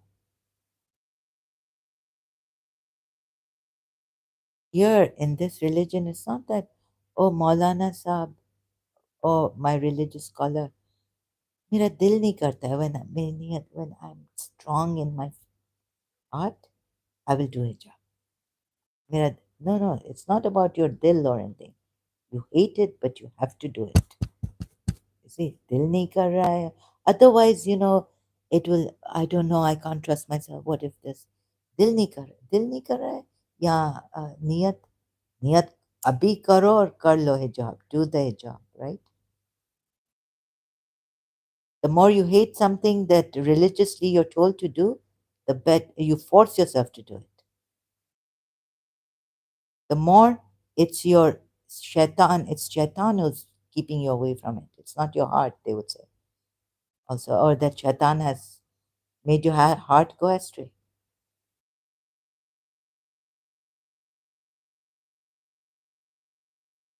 and procrastinating you from doing a job. So yahan dil will keep it doesn't come to the heart where there's a law, Islamic law, Sharia.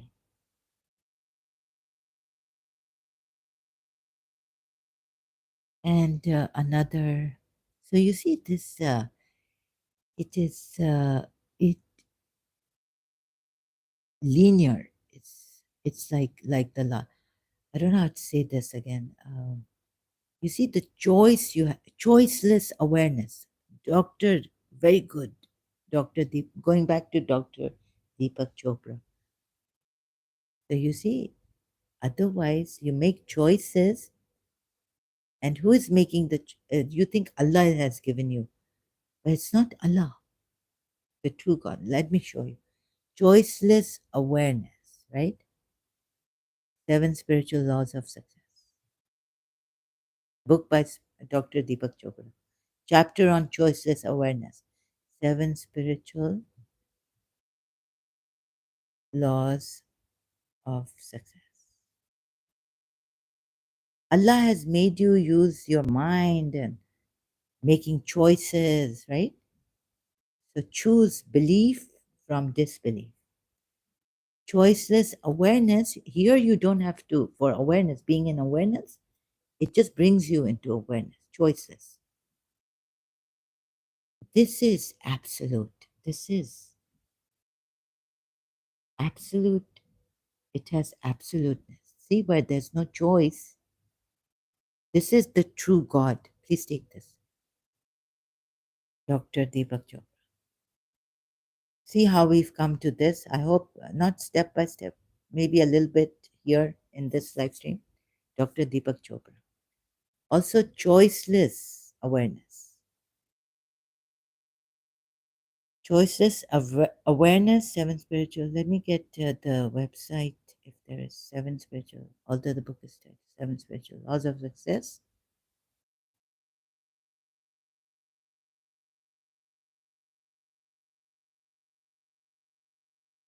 Which chapter does it say? Law of giving, karma, least effort, I think.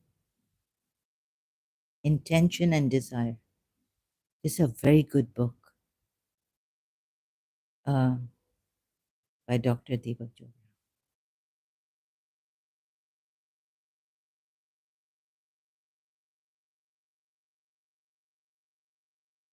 Law of pure potentiality. I've forgotten. The first spiritual law of success. Pure potentiality. Law is based on the fact that we are this law. Look, in our essential state, pure consciousness, pure knowledge. Oh, perfect balance, invincibility.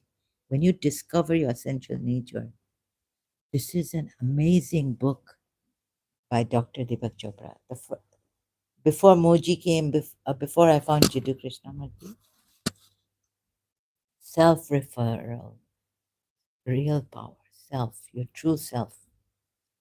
Where's choiceless awareness? Sorry, I get kind of tempted.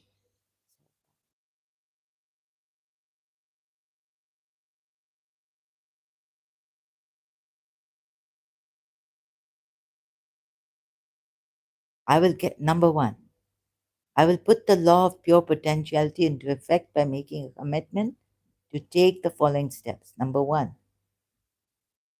I will get in touch with the field of pure potentiality by taking time each day to be silent, to just be. Okay. Number two, I will take time each day to commune with nature. I will practice non judgment. I will begin my day with the statement, today I shall judge nothing that occurs. Nothing. Throughout the day, I will remind myself not to judge. The law of giving.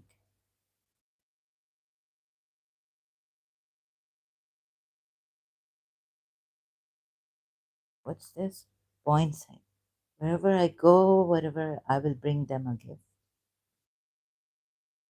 The law of karma, or cause and effect. Points are there. Very easy book. Short and sweet. Number one, today I will witness. Oh, it's in the law of karma. I was wrong. Today I will witness the choices I make in each moment. And in the mere witnessing of these choices, I will bring them to my conscious awareness. I will know that the best way to prepare for any moment in the future is to be fully conscious in the present.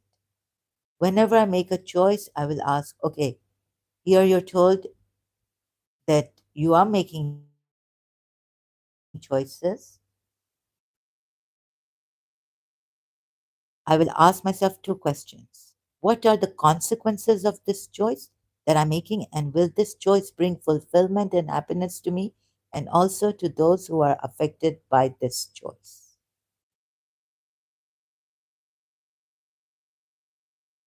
I will then ask my heart for guidance and be guided by its message of comfort or discomfort. If the choice feels comfortable, I will plunge ahead. Where does he say choiceless awareness? He says effortless.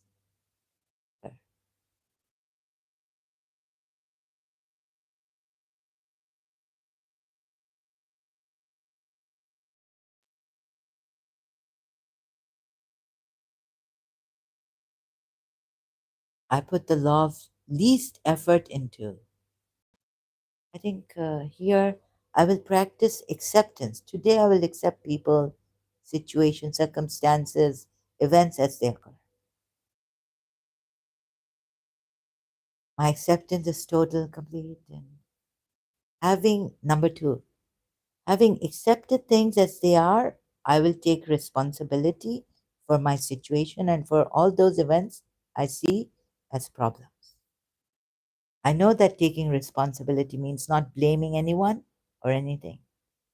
Today, my awareness would remain as number three, defenselessness. Oh, defense. The law of intention and desire.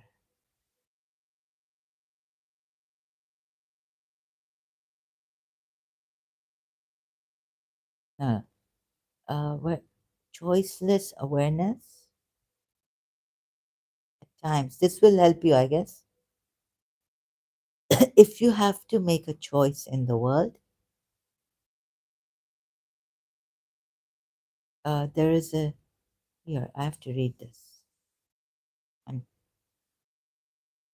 karma.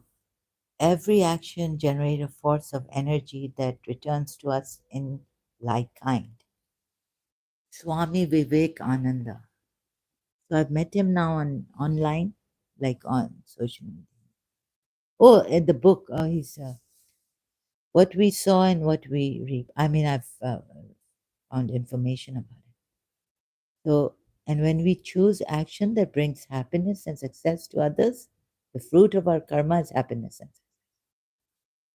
success. Karma is the eternal assertion of human freedom. Our thoughts, our words, our deeds are the threads of the net which we throw around ourselves. So, the third spiritual law of success, the law of karma, is both action and consequences of that action. Where does he start talking about choices? Here. Therefore, karma implies the action of conscious choice making. Okay. You and I are essentially infinite choice makers.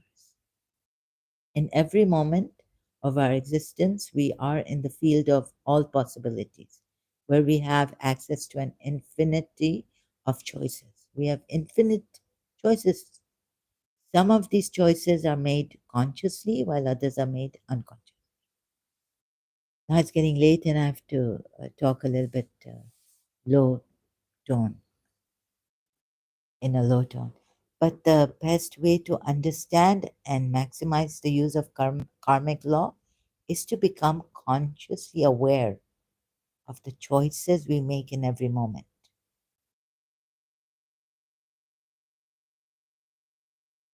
Whether you like it or not, everything that is happening at this moment is a result of the choices you've made in the past. So, can we come to like choiceless awareness? Unfortunately, a lot of us make choices unconsciously. So, he's asking us to make conscious choices. If I were to insult you, you would most likely make the choice of being offended. I could offend you. In other words, most of us, you see, I think this choice making is a problem. Let the potential, pure potential, guide you. But in the beginning, maybe you should do this. But I believe in choiceless awareness. I mean, I don't believe without proof. Like most of us, as a result of conditioning, have repetitions, even religion. These conditional reflexes are like Pavlovian conditioning. Pavlov is famous for demonstrating that if you give a dog something to eat every time you ring a bell, soon it starts to salivate when you just ring the bell because it has associated one stimulus with the other. So wouldn't it be good if we had, if just choiceless awareness, being in, without making any choices, being in this, basking. If you step back for a moment and witness the choices you are making as you make those choices, then in just this act of witnessing, what happens? You take the whole process from the unconscious.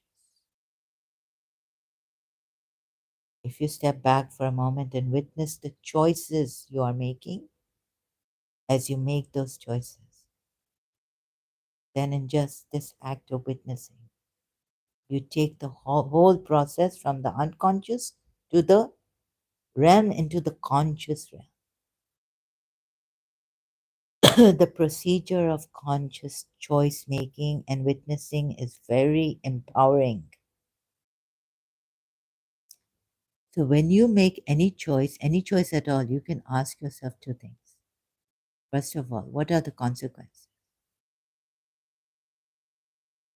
Or shouldn't you just rely on that this consciousness will help you make the choice?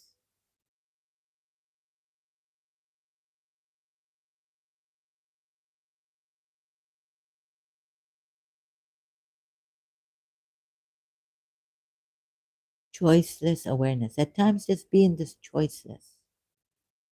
Do not choose anything. Do not hold on to anything. Empty yourself for just a few minutes. And then the less choices you make, more consciousness will take over you. It will soften the hard, like a hard shell. You're so conditioned in making choices.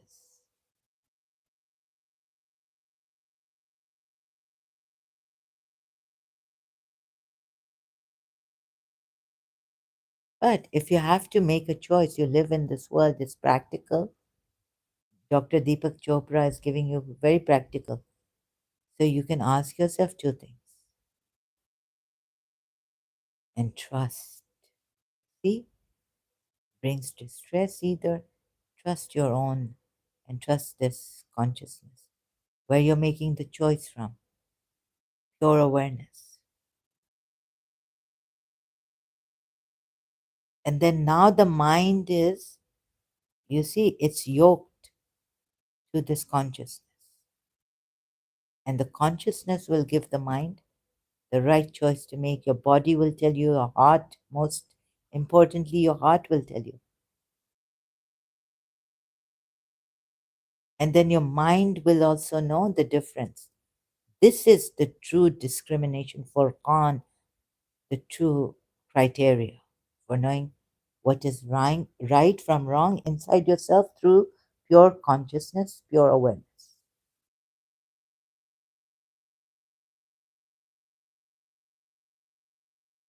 Direct, simple.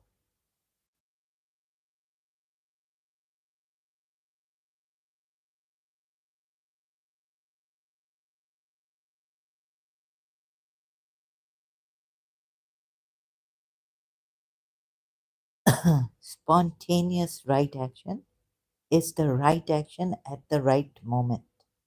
This very good, very good. No evil will come, no fear, this, that, God. Nonsense. So much.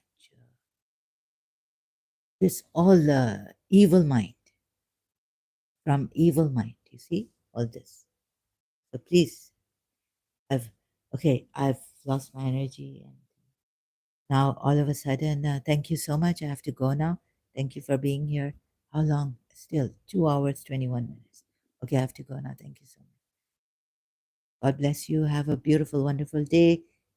Please make the choice of leaving Islam. I hope this also helps you.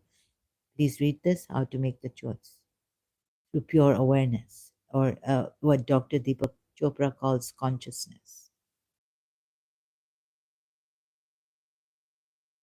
This is not Shaitan. This is Shaitan. So sorry, that lady Shanti Sadan on YouTube, although she says truth can be told in the most beautiful way, but you see this ugly way, this we had to do so much, and I could not bring it to you in a beautiful way to leave this religion, right? Um, and you have to really see it. And even when you see it, you might not leave it because the addiction is so great. Then at least accept that it is, yeah, I don't understand it, or it's not right. Uh, some things shouldn't be like this. Got you.